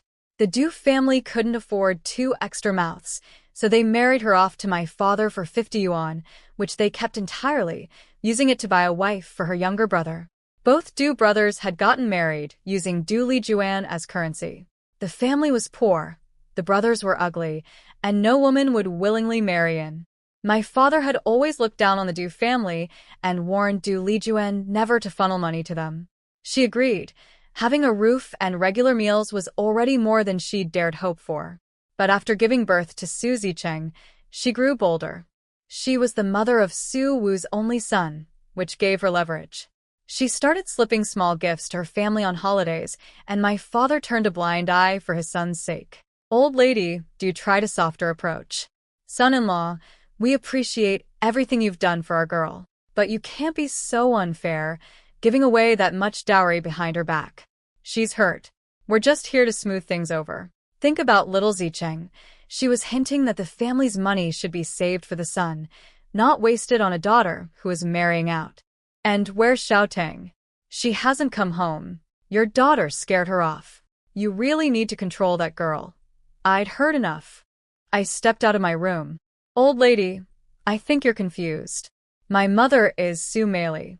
When did she become Du Lijuan? Your family doesn't have the genes to produce someone who looks like me. Don't go claiming daughters that aren't yours. The Du family stared at me, stunned by my appearance.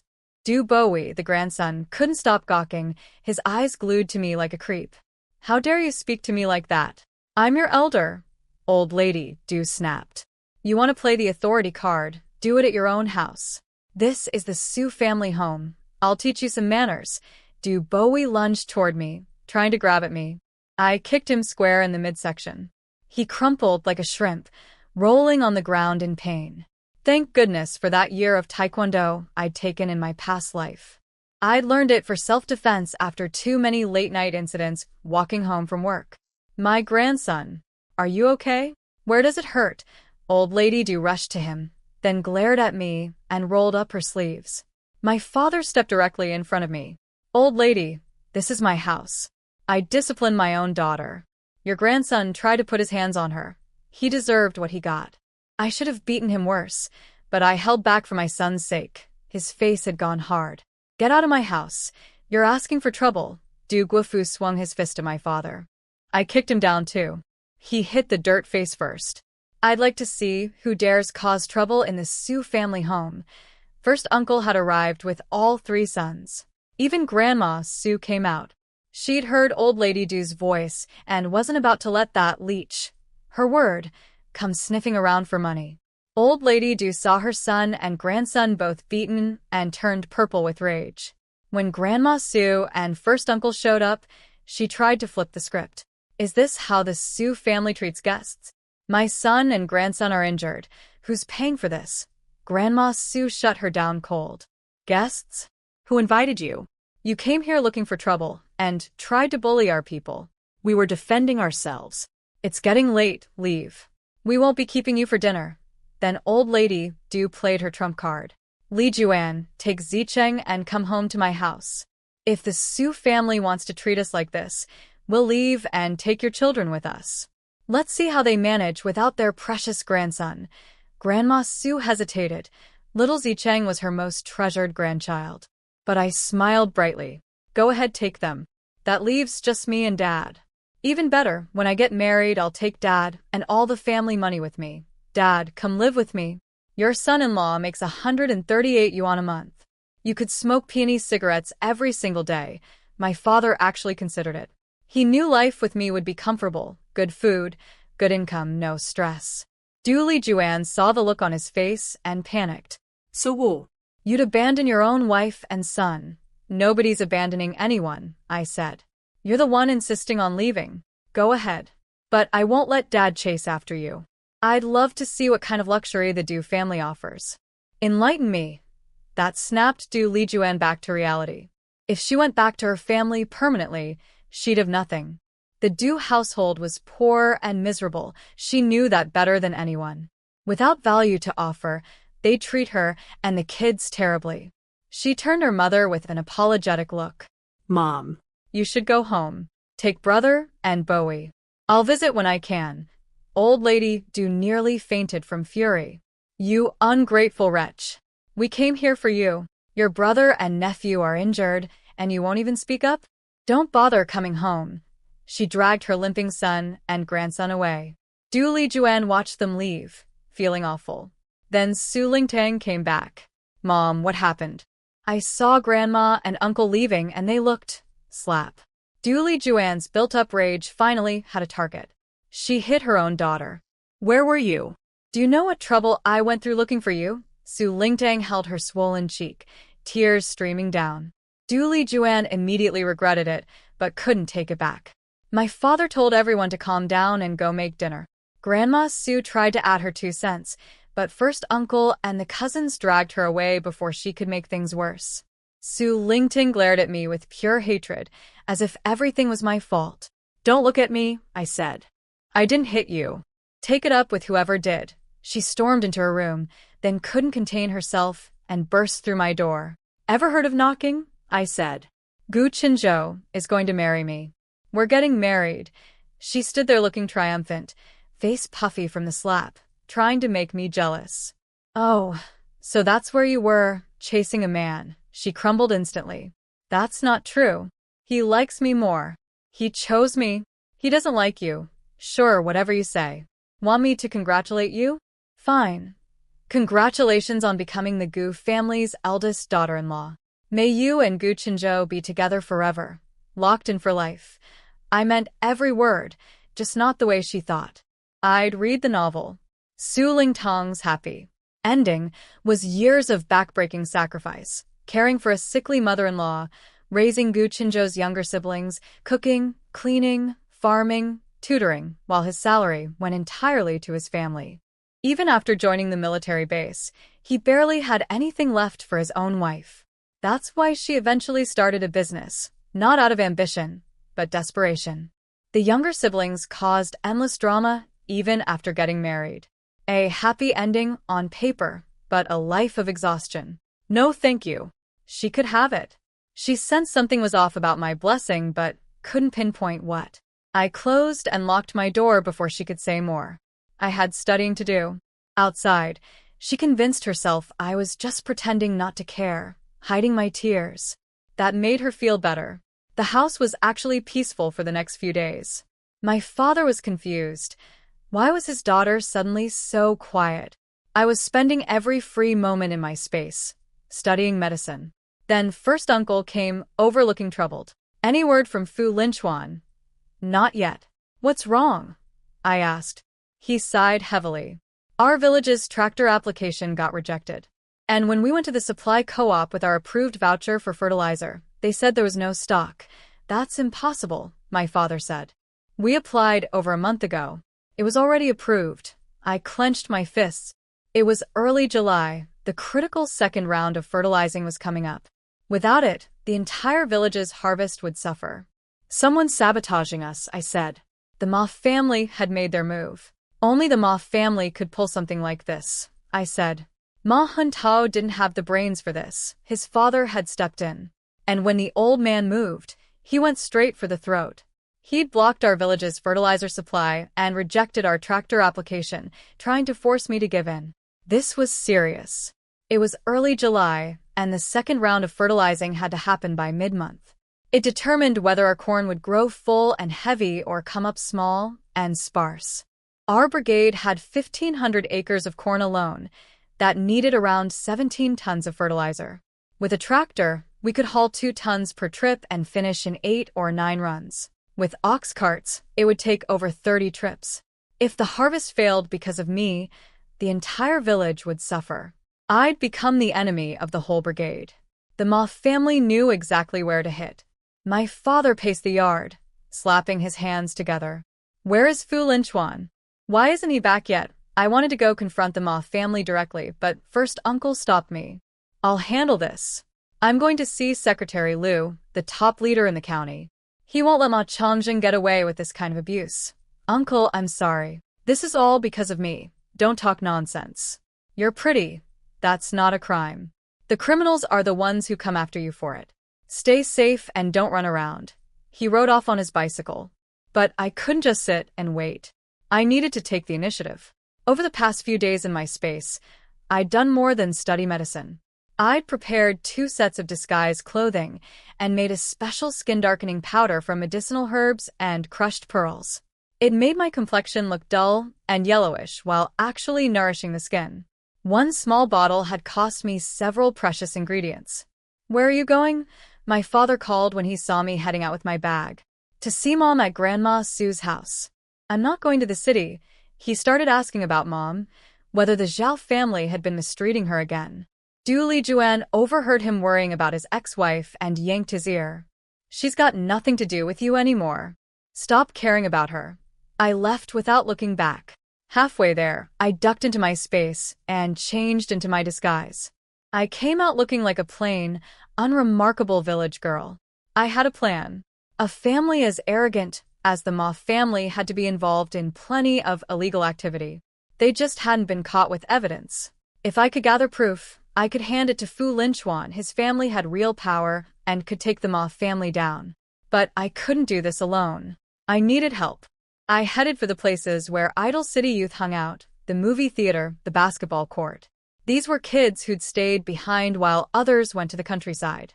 Some had sick parents, some had disabilities, some were orphans raising younger siblings. They needed money and had time.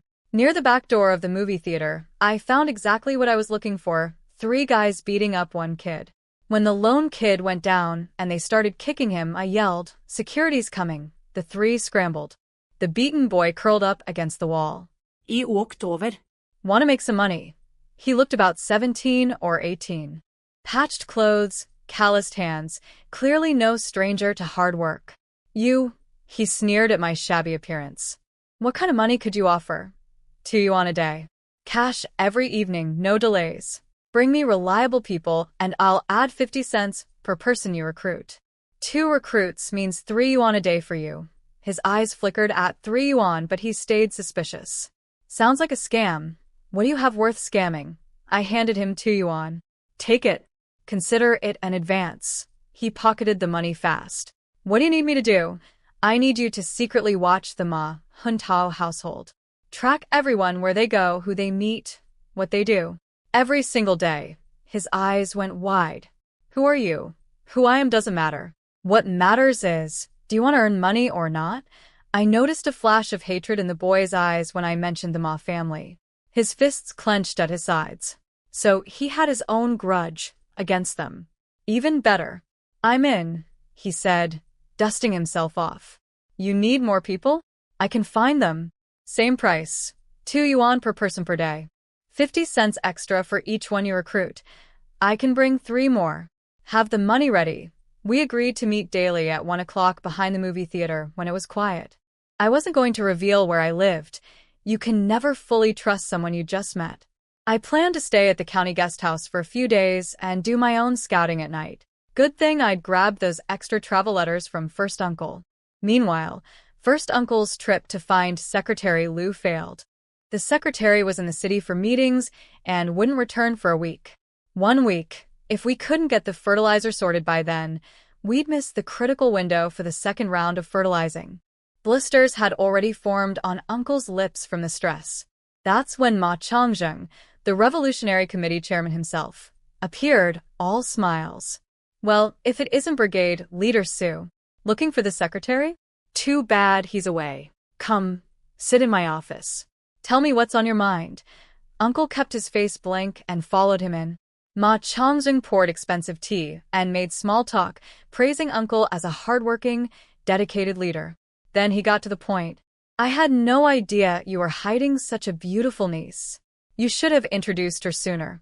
Plenty of fine young men in the city. Uncle stayed calm. My niece already has a fiancé. He's a soldier. They're registering their marriage in a few days. Ma Changzheng raised an eyebrow. Funny, I heard she's never had a boyfriend. She's a shy girl. Doesn't go out much. Not many people know. You're welcome at the wedding banquet, Chairman Ma. The chairman's face darkened. So, you think my son isn't good enough? Children's feelings are their own business. I can't force my niece. Ma Changzheng switched tactics. About that tractor application your brigade submitted. I've seen it. But there's only one tractor and plenty of brigades want it. Everyone's waiting. The threat was clear. Hand over your niece, or your village gets nothing. Uncle stood up. It's getting late. I should head back. Ma Changzheng didn't press further. He didn't need to. Time was on his side. Back at the guest house, I couldn't sleep. So, I went shopping instead.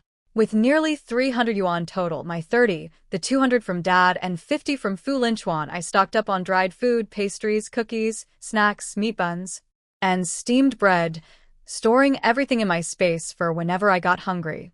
When night fell, I changed into dark clothes and crept to the Ma family's neighborhood to watch their house. By 11, everyone on the street was asleep. I waited. Midnight passed. 1 o'clock. 2 in the morning. Nothing happened. I was starting to think tonight would be a waste. Just as I was about to leave, a large hand clamped over my mouth from behind. MMPH. What are you doing here, Fu Linchuan?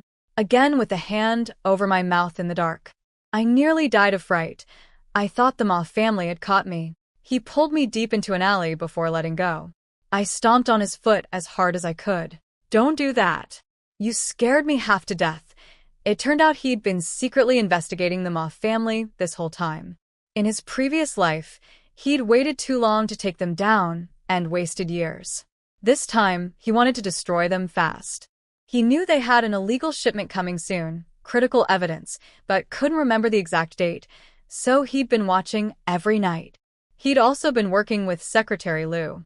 The secretary's week-long trip was actually planned, a trap to give the Ma family false confidence and catch them making mistakes. He'd spotted me staking out the Ma house and recognized me despite my disguise. My bone structure gave me away. Years of military training had made his eyes sharp. Go home tomorrow, he said. Leave this to me. I'll handle the Ma family and the fertilizer problem. You'd better hurry. The crops can't wait. They won't have to. He walked me back to the guest house through the window, since he couldn't be seen. Then he refused to leave until I fell asleep. You can go now, I said, wrapping myself in the blanket like a cocoon with only my head poking out. He raised an eyebrow at my defensive posture. I caught him scanning me with a look that said the blanket wouldn't stop him if he wanted. Then he said flatly, "Close your eyes." Sleep. I pouted internally. Stoic on the outside, something else entirely underneath. I'd seen that look. But I was exhausted, and knowing he was handling things made me feel safe. I fell asleep fast. The next morning, I found money and tickets on my bedside table. Another 50 yuan, plus a pile of coupons, grain, sugar, meat, oil, fabric, and even rare ones for canned goods, powdered milk, and premium pastries. I was grinning ear to ear. The man knew how to leave a tip. I got dressed in my disguise and went shopping. Canned food, milk powder, fancy pastries, a box of cigarettes for first uncle. I'd given the previous packs to Grandpa and Dad, but hadn't gotten Uncle anything yet. After eating at the state restaurant, I headed to meet my little spy team behind the movie theater. The boy, I now knew everyone called him Brother Yang, had brought 3 others as promised. They looked at my shabby disguise skeptically. "This is your big boss? She looks like a scammer. What would I scam from you? You're all so skinny I wouldn't even bother boiling you for soup." The loudmouth was called Sun Debao. Brother Yang said he was blunt but had a gift. He knew everyone's business in this neighborhood. A born intelligence gatherer. "Tell me what you know about Ma Chongzheng," I said. "If it's good, this 5 yuan is yours." I held up the bill. Debao's eyes went wide. "Ma Chongzheng has a secret mistress. He hides her well, but I saw him sneaking to her place in the middle of the night once. He visits her regularly, always after midnight." I handed over the 5 yuan. "That counts." The others reported in too. The Ma family had been searching for someone. Apparently Ma Huntao's sister, Molly, had fallen for some man who rejected her and ran. She was throwing tantrums at home, refusing to eat, demanding her father find him. My blood ran cold. Could the man Molly was obsessed with be Fu Lingwu? If so, everything made sense. She could have been the one who drugged him that night. He escaped, and she'd been hunting for him ever since. If Molly drugged Fu Lingwu and Su Lingwu drugged me, then both of us ended up in that old house purely because we were both running from someone else's scheme. What a twisted coincidence. Good work. Your information is very useful. I paid everyone 2 yuan each for Weidong, Daqing, and Sun Debao, 350 for Qinyang. Debao tried to refuse his extra 5 yuan from earlier, but I insisted. Then Qinyang spoke up, his eyes glistening. "My name is Qinyang. My sister Qinyao. She refused Ma Huntao, and he drove her to suicide. The Ma family is my blood enemy. You've probably guessed by now," I said. "I'm Ma Huntao's latest target. But I won't sit around waiting to be destroyed. I'm going to make them pay." Qinyang's eyes went red. He tried to return all the money I'd given him. The other 3 did the same. They were brothers who'd grown up together, and Qinyang's fight was their fight. I was touched, but I pushed the money back. "Keep it. You've earned it. If I can't pay you properly, how can I ask for your help in the future? Now take me to the mistress's house." The place was out in the suburbs where houses were spread thin. Smart of Ma Chongzheng to hide his woman here. "Someone's coming out," Debao whispered. A woman stepped out with a basket, clearly heading to buy groceries. She looked around nervously before locking up and leaving. Suspicious. Why so cautious just to buy vegetables? "Qinyang, take 1 person and follow her. The other 2 keep watch." "I'm going inside." I ran at the wall, climbed over, and dropped into the yard. All those years climbing trees as a kid finally paid off. The compound looked normal: 3 main rooms, 2 storage rooms, a side kitchen. The door was unlocked. I searched the main rooms carefully, even checking behind the framed pictures on the walls. Nothing suspicious. The kitchen was the last room. The moment I stepped in, something felt wrong. A kitchen that gets used regularly should show signs of cooking. This one looked like it hadn't been touched in ages. Not even water in the pot. Then I spotted a large wooden board next to the stove opening. I lifted it and found a hole with stairs leading down. I descended into a huge underground space. Based on the direction, it sat directly beneath all three main rooms, probably the same total area. Who would ever guess there was a basement this size under a normal-looking house? What I found made my jaw drop. Boxes of gold bars. Jewelry of every kind. Rare books, calligraphy scrolls, paintings. Porcelain antiques. Jade and emeralds. The piles of grain and supplies like a miniature store. A large leather suitcase stuffed with cash and ration tickets. More money than I could count. These were ill-gotten gains. I'd be happy to help spend them. I swept everything into my space, about 30-some boxes worth. Then I opened the remaining crates and froze. Guns. What was Ma Chongjing planning? A rebellion? Wait, was that black box a telegraph machine? Oh no, I needed to get out. Now. I scrambled up the stairs and slammed the cover shut. I was about to run when click. The cold barrel of a gun pressed against the back of my head. Well, well. Look what I caught, a little mouse stealing things. The voice was soft and icy. Sweat rolled down my forehead. Those few seconds felt like a century. I forced myself to stay calm. Please don't kill me. I made my whole body shake like a leaf, letting the gold bar in my hand wobble like it might drop. My mother is sick. We have no food. I saw nobody was home and came to borrow some grain from the kitchen. I'm sorry I got greedy. I'll give everything back. I was gambling. She wouldn't dare fire a gun. The noise would bring neighbors and police, and her identity couldn't survive that kind of attention. Don't move. She kept the gun trained on me. I swear I'll keep my mouth shut. My mother is waiting for me. Please let me go. I curled myself into a ball, crying and trembling. She looked at me, a helpless, terrified village girl, and smiled cruelly. You saw everything down there, didn't you? Only dead people keep secrets. A flash of steel. She pulled a knife from her waist and lunged. In that split second, I threw a fistful of lime powder straight into her eyes. "HH," she screamed, then shouted something in Japanese. Her eyes were burning and she couldn't see. I bolted out of the kitchen. She chased me by sound alone, raised her gun, and aimed. Bang. My entire body locked up. My feet froze to the ground. My ears went silent, nothing but my own heartbeat pounding through me. Su Lingwu. Are you hurt? Where did it hit you? Fu Lingwu grabbed my shoulders, checking me everywhere. His gun was still warm. I couldn't speak, only tremble. He pulled me into his chest, pressing my face against him so I wouldn't see the body behind me. It's over. You're safe. He told me later that he'd aimed for her forehead, an instant kill. Normally, he should have wounded her instead, kept her alive for questioning, extracted intelligence. But he didn't think.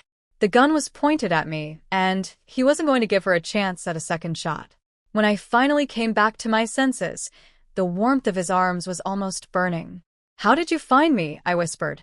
He'd gone to the guest house to check on me. My room wasn't checked out, but I was gone. He searched the Ma family's area first, nothing. Then he drew my face from memory and had people help look. They tracked me to the suburbs and found Qinyang and the boys, who wouldn't talk until Fu Lingwu told them he was my fiancé and I was in danger. Then he arrived just in time to see a gun pointed at my head. Why didn't you listen to me? I told you to go home. His voice was sharp with the terror of what almost happened. I'm sorry. My eyes were red and swollen, tears rolling down in streams. I knew I was wrong. The fear hit me all at once, wave after wave. My disguise was washing away with the tears, patches of yellow and white streaking my face. He pulled out a handkerchief and wiped my face clean, the anger draining out of him. Like a little calico cat, he muttered. Temperament to match. Commander Fu, we're taking the body, one of his men reported. She was a spy, I blurted out. She spoke Japanese. She said something like shine. And there's a basement under the kitchen. Guns. A telegraph machine. Fu Lingwu's face went dark, but he sent his people down to look. They came back carrying crate after crate of weapons and ammunition. Commander, this is ironclad evidence. Ma Chongjing is finished. Fu Lingwu gave the order immediately. The noise from the gunshot won't stay secret for long. Launch the arrest operation now. Move fast. Secretary Liu had arranged for the Armed Forces Department and military representatives to work with Fu Lingwu on this. Ma Changzhen was a high-ranking official with deep connections. They had to be thorough and leave no room for escape. I'll take you home. Fu Lingwu wasn't asking. I can walk myself. Don't you need to? Let's go. I followed quietly. He told me the operation against the Ma family had been planned for a while. The net was already in place, and it would work fine without him. But my safety mattered more to him right now. So our brigade's fertilizer and tractor won't be blocked anymore? I asked. I spoke with Secretary Liu. He'll be back tomorrow and take care of it. Everything had happened faster than expected, and honestly, that was because of me stumbling into the mistress's house and discovering the spy, the guns, and the telegraph machine. That evidence alone was enough to bury Ma Changzhen.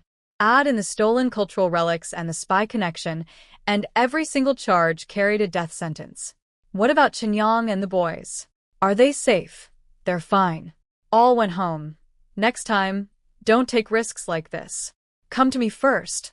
I nodded quickly. For once, I had no argument. He walked me to the edge of our village.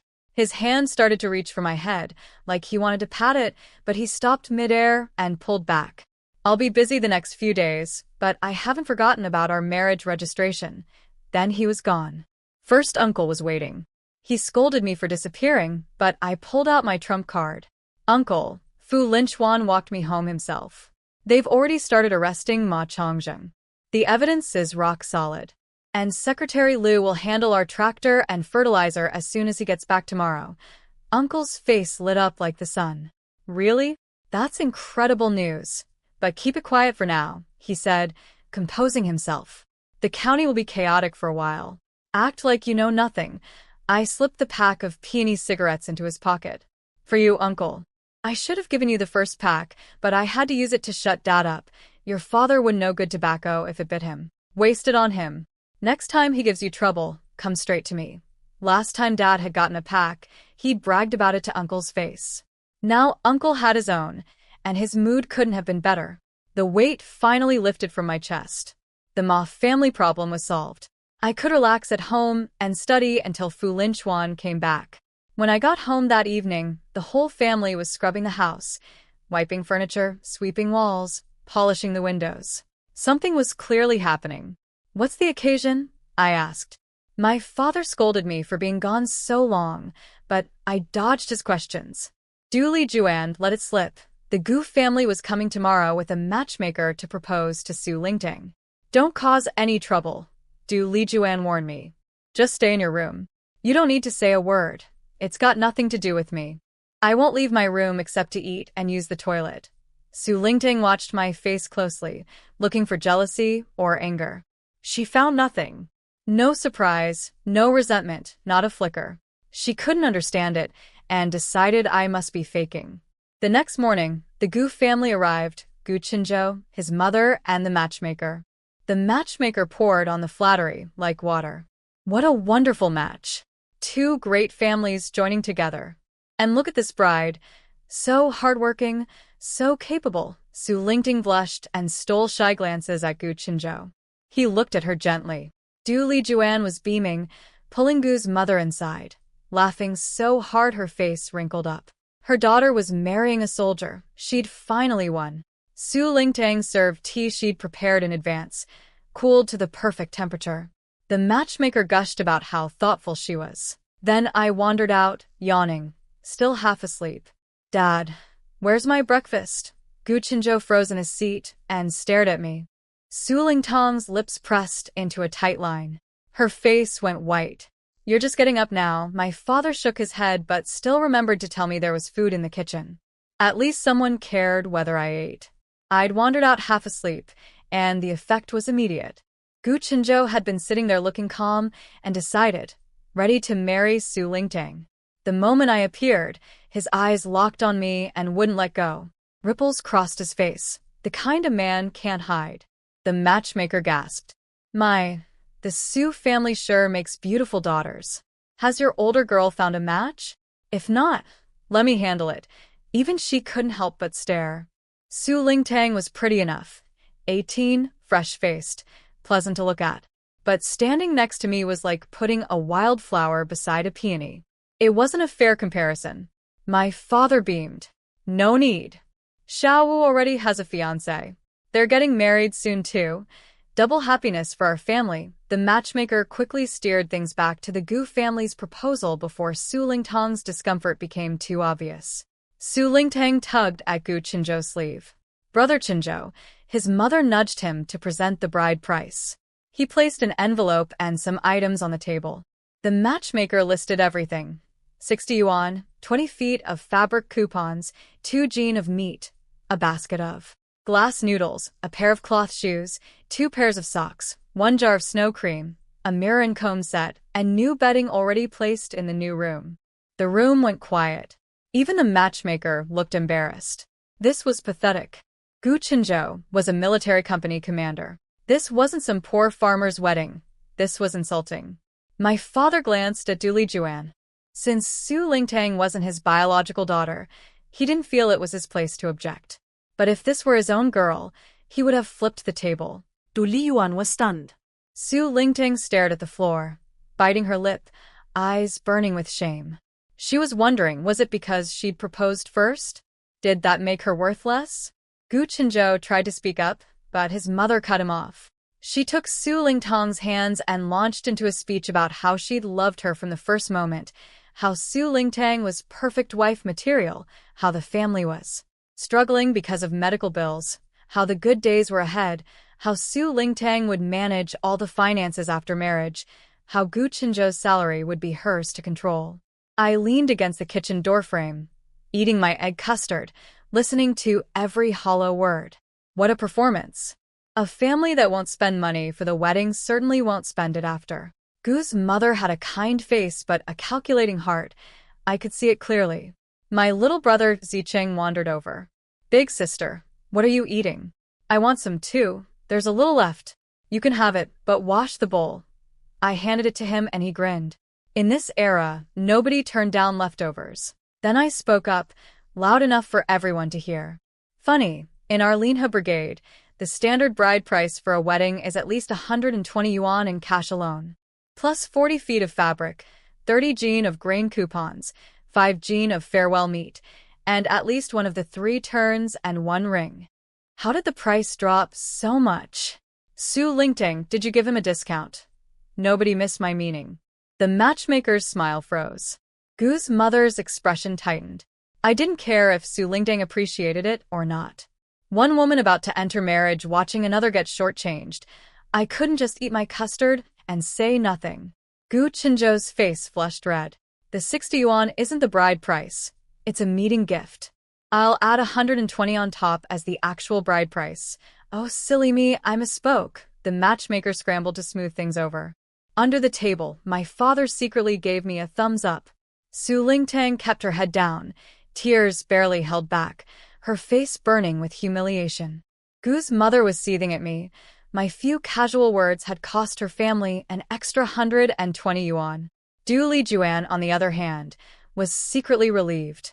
She'd been too afraid to challenge the Gu family herself, but thought the original bride price was embarrassingly low. I'd done her dirty work for her. Our Su family doesn't need the most expensive wedding, Du Lijuan said sweetly, but we can't have it too cheap either. That said, we won't keep a single cent of the bride price. It all goes with the bride for the young couple's new life. Nice words. I knew she'd be whispering to Su Lingtang later to keep a tight grip on that money. Gu's mother smoothly agreed, framing her original stingy offer as just a misunderstanding. The real bride price would be 120 yuan on top of the 60. Su Lingtang said all the right things. As long as Brother Qinzhou and I work hard together, our future will be bright. I shrugged. I'd tried to help. Nobody thanked me. Lesson learned. Don't meddle in other people's karma. Su Lingtang cooked 6 dishes for lunch. I helped myself to a portion of everything and sat there eating peacefully. But just by sitting at the table, I drew everyone's eyes. Gu Qinzhou kept glancing my way. Su Lingtang barely ate a few bites before claiming she was full. After the meal, The two families set the wedding date. The Gu family left. Su Lingwu stormed into her room and slammed the door. I sidled up to my father. Dad, have you ever seen a white-eyed wolf? He glanced nervously at Du Lijuan, who had frozen mid-wipe at the table. He gave me a look that said, "Stop," and shooed me away. Walking past Su Lingtong's room, I slammed my own door extra hard. She wasn't the only one allowed to have a temper. Ungrateful. You know, my father started carefully. Today actually went well thanks to Xiao Wu. Slap. Du Lijuan threw her rag on the table. It's my daughter's engagement day, and your daughter stole the spotlight, and I should be grateful. She noticed Gu Qinzhou staring at me. She called me a little fox spirit. She just looks like that, my father shot back. It's not her fault people notice her. And without her speaking up, your daughter would have gotten that pathetic original bride price. The Gu family was looking down on Xiao Tang. Du Lijuan couldn't win an argument against us. My father redirected the conversation. So, how much dowry are you giving Xiao Tang? He tossed the problem to her. He was the stepfather. No matter what he said, someone would be unhappy. Let Du Lijuan décide. 2, she started to say 200, then stopped cold. The family had about 300 left. 2 weddings meant 2 banquets, more expenses. If she gave Su Lingwu 200, there'd be almost nothing left for Zicheng's future. She couldn't empty the family savings and leave her son with nothing. 20, she said. Xiao Tang's bride price is 180. Add 20, that's 200 total. Plenty for a girl. That's your biological daughter, my father said. Think carefully. She'll resent you. Resent me for what? I raised her all these years. She owes me her life. My father turned away, speechless. Fine. Your decision. Don't act so superior. This is your fault. If you hadn't given Su Lingwu 200, I wouldn't be in this position. Don't blame me. How much you give your daughter is your business as her mother. Nobody stopped you. Su Lingwu and I both heard every word through the thin walls. When Su Lingwu heard 20 yuan, her tears fell silently. She wasn't even trying to match my 200. But 20 versus 200, the gap was devastating. I couldn't stay quiet. I stormed out. They were pinning this on me, and I wasn't carrying that blame. If you hadn't taken 200, I'd have money for Xiao Tang, Du Lijuan yelled. Give back half, then everyone's happy. In your dreams. That's my dowry from my father. Su Lingwu isn't my daughter. Why would I give her my money? She got less because you won't spend on her. That's your problem, not mine. And don't you dare come for my money, or I'll raid that little stash of yours. Du Lijuan's hands flew to the key hanging from her waistband. After my father had given me the 200, she'd put a lock on the family savings box. She clutched the key like her life depended on it. Stop fighting. I don't want any dowry. Su Lingwu burst out of her room, crying. Don't drag me into this, I said. Your extra 120 in bride price only happened because I spoke up. And your own mother, when it mattered most, she was useless. I really couldn't stand Du Lijuan. She was tough against family, but went silent in front of the Gu family and her own relatives. A classic bully at home, coward outside type. I went back to my room. How much Du Lijuan gave her own daughter was her business. But nobody was touching my money. Through the wall, I heard Du Lijuan telling Su Lingwu she'd hold on to the dowry money for later.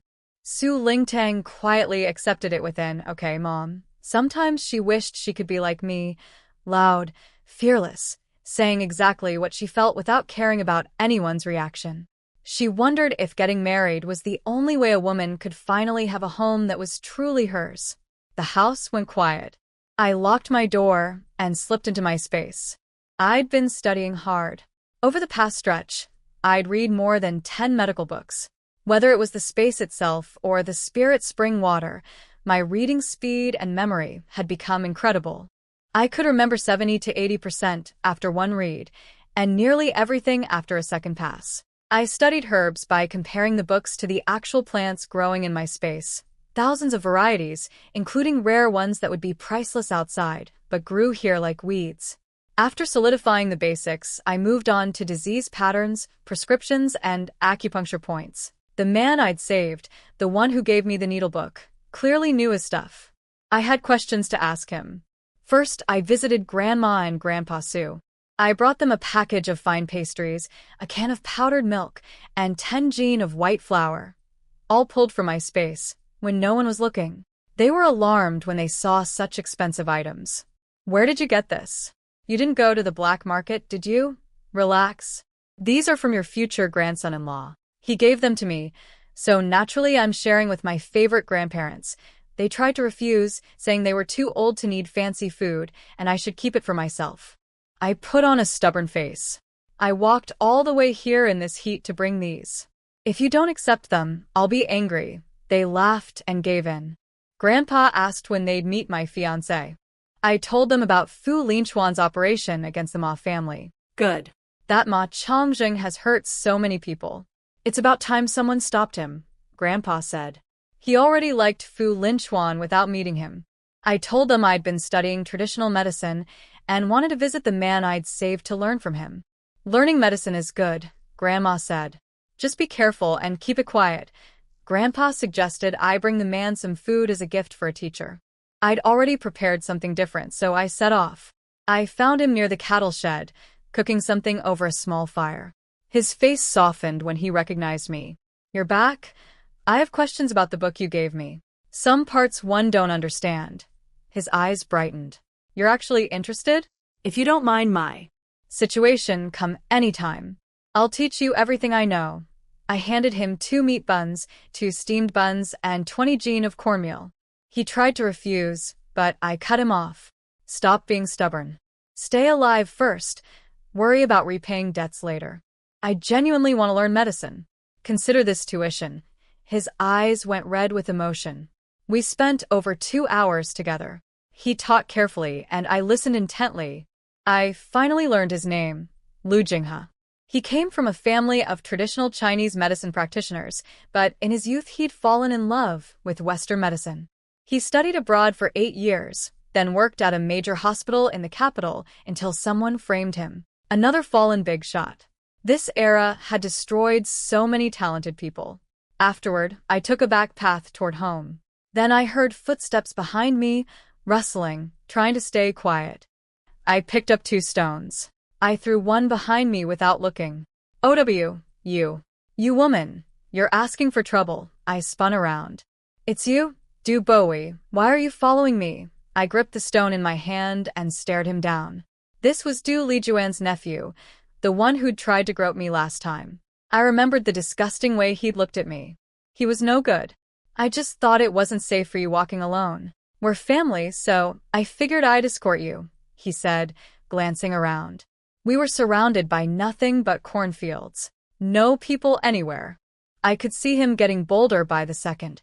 Ever since he'd seen my face at the house, he'd been obsessed. He'd never seen a woman this beautiful. He wanted me for his wife. Everyone said he'd inherited the Du family's ugly genes and would never find a bride, just like his uncle who didn't marry until 30, and even then it was a remarried widow. He wanted to prove them wrong by marrying the prettiest woman around. Seeing me walking alone back from Grandma's village, he thought heaven was handing him an opportunity. I don't need your help. Get lost. You're so ungrateful. I'm trying to protect you and you throw rocks at me? You owe me for that. He kept inching closer. I threw my second stone. He dodged it this time. Listen, Su Lingwu. Be good and cooperate today or I'll use force. Last time I let you off easy. This time nobody's coming to help. Nothing but corn in every direction. What are you going to do? He lunged forward. I didn't give him a chance. I drove my foot straight into his crotch with everything I had. HHH, his face went crimson. His legs gave out, and he dropped to his knees. I will always be your worst nightmare, I said, looking down at him. Come near me again, and I'll make sure you never have children. I turned and walked away. Su Lingwu. I won't forget this, he shouted from behind me, still on the ground. Back home. Everyone was out working in the fields. Perfect. I pulled out my notes and reviewed everything Lu Jinghe had taught me. When my father came home, he caught me reading and nearly fell over. Is that my daughter? Studying? What? I can't better myself. I had the Barefoot Doctor's Manual and several standard Chinese medicine textbooks spread around me. Things I'd bought at the Xinhua bookstore on my last trip to town. The ancient texts from my space stayed hidden, of course. "Since when are you interested in medicine?" He flipped through one of the thick books and shuddered. I'd fall asleep on page 1. "I've always liked it. Just never had the chance before." I didn't mention Lu Jinghe. He was still a political exile, and drawing attention to our connection could cause problems for both of us. "Go cook dinner, Dad." I'm studying. "Don't bother me." I shooed him out. Du Lijuan grumbled about me being lazy when she saw the cold kitchen again. Su Lingwu watched me through the window, suspicious. She'd never seen me read a book in her life. She decided I was trying to improve myself for Fu Linchuan's family, but was too late. She figured a rural girl like me would never impress a prestigious Beijing family and would come crawling back soon enough. The next morning, chaos arrived early. "Su Lingwu, you little wretch, get out here." Old lady Du had brought the entire Du clan. Du Bowie was lying on a wooden cart, being wheeled in. I'd kicked him so hard he couldn't walk. "Mom, Dad, brother, everyone, what are you all doing here?" Du Lijuan rushed out. Then she saw her nephew on the cart. "Bowie, what happened to you?" "It's all because of your little wretch." Old lady Du shoved Du Lijuan aside. "My grandson was in pain all night. That girl of yours tried to end our family line." Du Bowie had been kicked so hard he couldn't walk. They'd wheeled him here on a wooden cart. My father looked at me, wondering what happened now. "He deserved it," I said flatly. "Old lady Du wasn't leaving without blood money. Your family owes us an explanation.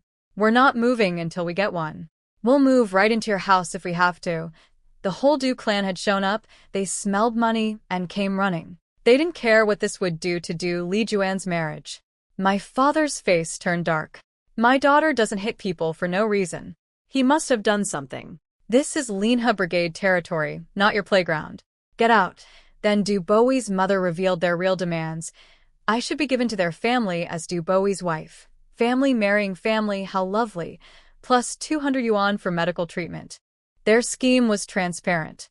Marry a beautiful girl for free, pocket 200 yuan, and milk my parents for dowry and future support.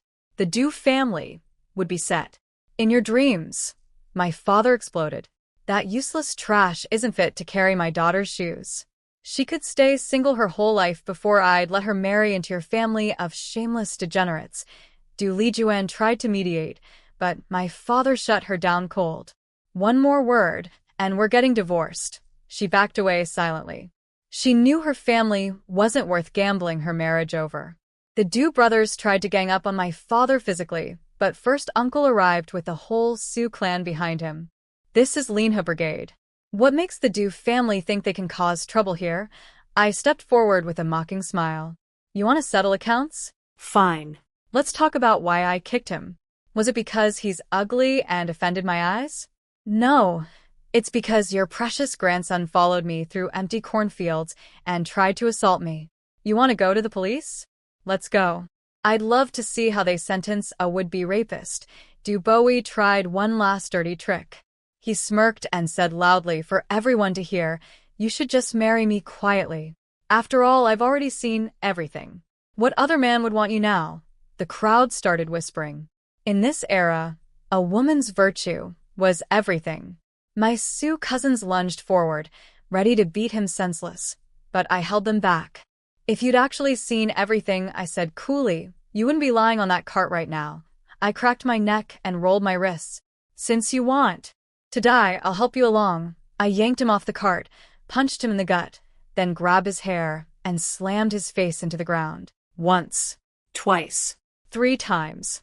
Blood appeared fast. Everyone froze. The entire crowd went silent, stunned by what they were seeing. Old lady Du was the first to snap out of it. She slapped her thighs and wailed, "Murder. She's killing him." Just then, the rumble of a tractor engine approached from down the road. "Comrade soldier, thank heavens you're here. There's been a murder. Arrest this girl immediately." Nobody could believe what they were seeing. Du Bowie was a grown man my age, and I was tossing him around like a rag doll. Any doubts about his earlier claims vanished. If he'd really seen everything, he wouldn't be crawling in the dirt begging for mercy right now. "You wanted to marry me? Stand up. Show me what you've got." Don't be a coward. I stomped on his ankle for good measure. Old Lady Du screamed for the approaching soldier to arrest me. Du Guifu shouted from a safe distance, too scared to come close after what I'd done to his son. I turned to face them all. I'm too much? Your grandson ambushed me on an empty road yesterday and tried to assault me. That's not too much? I defended myself with one kick, and your entire family showed up demanding I marry him and pay 200 yuan. That's not too much? You tried to destroy my reputation in front of the whole village. That's not too much? Do you have any idea what you almost did to my life? Then I felt a strong arm pull me back. Fu Lingwu was standing there in his military uniform. He'd arrived on a tractor. It's okay. I'm here. Leave the rest to me. I grabbed his arm and leaned into him. They all bullied me. If you've got a golden thigh, you'd be stupid not to hold on. Son-in-law, you're finally here. My father looked like he was witnessing divine intervention. Sorry I'm late, Dad, Fu Lingwu said. My father nearly floated off the ground hearing Fu Lingwu call him Dad. The Du family tried threatening him, saying even a soldier could be reported and stripped of his uniform. Fu Lingwu didn't flinch. In a calm, authoritative voice, he laid out the charges like a prosecutor reading an indictment. Du Bowie intercepted my fiancée in a remote area and attempted to assault her. She resisted and fought back. The following day, he brought his entire family to her home, attempted to coerce her into marriage, demanded 200 yuan in extortion, and publicly spread false statements to destroy her reputation. This caused significant public disturbance. Under current criminal policy combining punishment with leniency, constitutional protections of citizens' personal rights, and guidelines for handling cases involving violence against women, this warrants severe punishment. Du Bowie faces a minimum combined sentence of 7 years imprisonment, 2 years deprivation of political rights, and labor reform at a state farm. Dead silence. Du Bowie wet his pants on the spot. 7 years? I don't want to go to prison. Grandma, save me. Old Lady Du instantly changed her tune. It's all a misunderstanding. We're family, right? Li Juan, say something. He's your nephew. Li Juan was too terrified to speak. My father wasn't letting anyone off. When your whole family came to bully my daughter, you didn't mention being family. Too late now. First uncle stepped forward. Load them all onto the tractor. Take them straight to the police station. This gets filed officially. At the station, Fu Lingwu explained everything clearly. The Du family was detained, and everyone gave statements. Neighbors came as witnesses. The whole process took hours. Afterward, First uncle thanked Fu Lingwu profusely, not just for this but for the bigger news. The fertilizer and tractor blockade was over. Secretary Liu had cleared everything. Our brigade could pick up the fertilizer immediately. Uncle, we're family now, Fu Lingwu said. I'm Linha Brigade's son-in-law. Uncle laughed and slapped his shoulder. Then Fu Lingwu turned to me. Come with me. We need to handle something. What thing? He walked me straight to the commune's registration office. We're getting our marriage certificate. Today, he'd already prepared all the paperwork. He'd quietly gotten my household registration book from my father before we left. He knew that after what Du Bowie had said publicly about me, the village gossip would be brutal, especially for a girl in the countryside. The fastest way to shut everyone up was to make it official. Register. Marry. Done. Within minutes, we were each holding a certificate that looked like a little award diploma. I stared at it. I was married? Just like that? I stood there staring at the marriage certificate in my hand. It looked like one of those little awards they give out in elementary school. Was I really tied to this man now? Fu Lingwu smiled, watching me zone out. He'd been single his entire previous life. In that life, after being drugged and not getting treatment in time, his reproductive cells were permanently destroyed. He lost the ability to have children. His grandparents collapsed when they heard the news and passed away not long after. His parents carried the grief until they died too. He had 3 older sisters, but he was the only son. All the family's hopes rested on him, and he'd failed them. Plenty of women from powerful families had been willing to marry him despite everything. His background was that impressive. But he refused. He didn't want relationships built on status that would fall apart when interests diverged. He chose to stay alone rather than start something doomed to end badly. This time was different. This time he'd found me. Then his expression shifted. Something rare crossed his face. Annoyance at himself. Lingwu. I've been so focused on taking down Ma Changjing that I forgot to tell my family about the marriage. My parents might not be able to come here. He paused. But don't worry. We'll hold a banquet here first, so I can meet your relatives. Then I'll take you to Beijing to meet my family. My father's position makes it hard for him to travel privately. My eyes went wide. What kind of position made private travel impossible? How high up was this family? What if they don't approve of us? I asked, my voice small. A family like that would want someone of equal standing. A village girl? They'd probably throw me out. Fu Lingwu leaned down, held my shoulders, and looked me straight in the eyes. I said I'd marry you, and I will protect you. My grandparents and father are open-minded people. My mother might have some feelings about it, but that's my problem to solve, not yours. Just be yourself. As for my 3 sisters, I'm the one getting married, not them. They don't get a vote. When I set my mind on something, nobody changes it. I nodded fast. As long as he didn't ask me to leave, I wasn't going anywhere. I was a minor cannon fodder character clinging to the biggest power player in the story. Why would I let go? What happened with the Ma family? I asked, trying to sound casual. I was actually nervous. Would anyone notice things were missing from that underground vault? It's all done. Ma Changjing got the death penalty. Ma Huntao, 15 years. His wife got 5, his daughter got 3. None of them were innocent. They found multiple hiding spots for stolen goods. As for the spy's basement, they noticed some items seemed to be missing, probably moved by the spy or her associates before she died. But compared to everything seized from Ma Changjing's other stashes, it was barely worth mentioning. Nobody's investigating further. I exhaled so hard, I nearly deflated. Safe. Nobody was coming after me. I'll take you home now, he said. Give me 2 days to prepare. I'll come with the bride price, and we'll discuss the wedding banquet. He ruffled my hair gently. Go on. I won't come in today. I'll be back the morning after tomorrow. I ran home grinning. More money incoming. My father immediately started scrambling, borrowing a chicken from first uncle, gathering wild goods, planning what to cook for his son-in-law's visit. I ignored Du Lijuan's prying looks, locked my door, and slipped into my space. Time to finally look at my haul from the spy's basement. 30-some heavy crates. I opened them one by one. 8 crates of porcelain and antiques. 5 crates of rare books, calligraphy, and paintings. 1 crate of precious medicinal materials, ginseng, deer antler, lingji mushrooms. 4 large crates of jewelry, gold, silver, jade, emeralds, pearls, amber, turquoise. 10 crates of raw jade and jadeite stones, top-grade mutton fat white jade, plus jadeite in every color, imperial green, lavender, yellow, ink black, spring with color, fortune prosperity longevity combinations.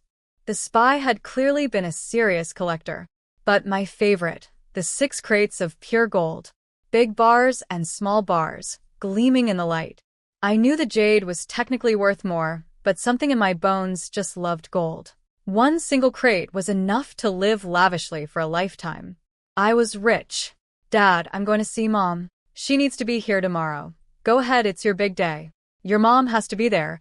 I wanted to check on Mom's situation at the Zhao house anyway. Once I left with Fu Lingwu, coming back wouldn't be easy. I hadn't even reached the Zhao house when I heard chaos inside. Zhao Guodong, Mom's stepson, the second brother, was rolling on the floor throwing a tantrum. His girlfriend Wang Chunhong had demanded a job as a condition for marriage. No job, no wedding. Dad, you have to figure this out. She said she won't marry me without a job. Do you want your son to be single forever? Big brother Zhao Guoliang shot back immediately. Where are we supposed to find a job? You think they grow on trees? If they did, I'd have gotten one for my wife already. That Wang family is dreaming. No bride price, but wants a job instead? That'll cost at least 500. Zhao Nana jumped in too.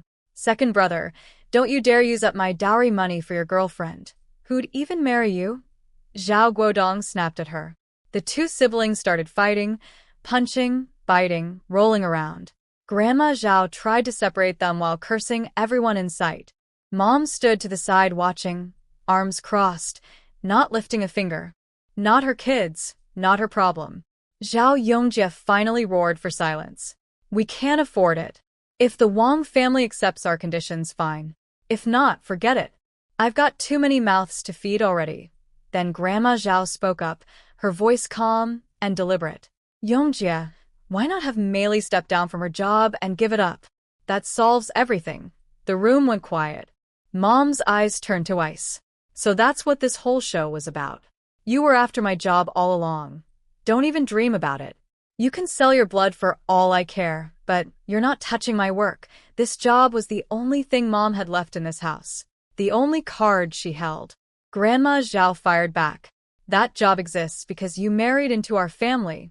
Without us, a divorced village woman like you would never have gotten city work. I married your son for the city registration, not to be your servant. Mom exploded. 10 years in this house. What have I gotten besides this one job? I can't touch the family money. I can barely eat meat. I raised 3 ungrateful stepchildren who all turned against me. You think this house is paradise? If it weren't for my son, I'd have left years ago. The eldest daughter-in-law tried a sweet approach. Auntie Sue, it'd be nice for you to stay home. Relax, help with the grandkids. I could take the job instead. Zhao Guodong cut in. No, give it to me. Auntie Sue, I'll pay you 5 yuan a month out of my salary. Easy money for doing nothing. They were fighting over Mom's job like dogs over a bone. I stepped through the door. My mother has me. She doesn't need any of you, and none of you are getting her job. Xiaowu, you're here. Mom's face lit up the moment she saw me, all the anger draining away. I'd barely reached the Zhao house before hearing the commotion inside. Zhao Guodong, the second stepbrother, was throwing himself on the floor like a toddler. His girlfriend Wang Chunhong wanted a job as a condition for marriage. No job, no wedding. Big brother Zhao Guoyang refused to help. Where are we supposed to find a job? If it were that easy, I'd have gotten one for my own wife. Zhao Nana was screaming that nobody should touch her future dowry money. The two siblings started physically fighting, punching, biting. Grandma Zhao tried to break it up while cursing everyone. Mom stood to the side, arms crossed, watching the circus. Not her kids, not her problem. Then Grandma Zhao dropped the real bomb. She looked at her son and said casually, why not have Meili give up her job? Problem solved. So that was the plan all along. The whole tantrum was theater to justify stealing Mom's job. I knew it. Mom's eyes went cold. You've been after my job this whole time. You can sell your blood for all I care. You're not getting my work. This job was the only power Mom had in this house.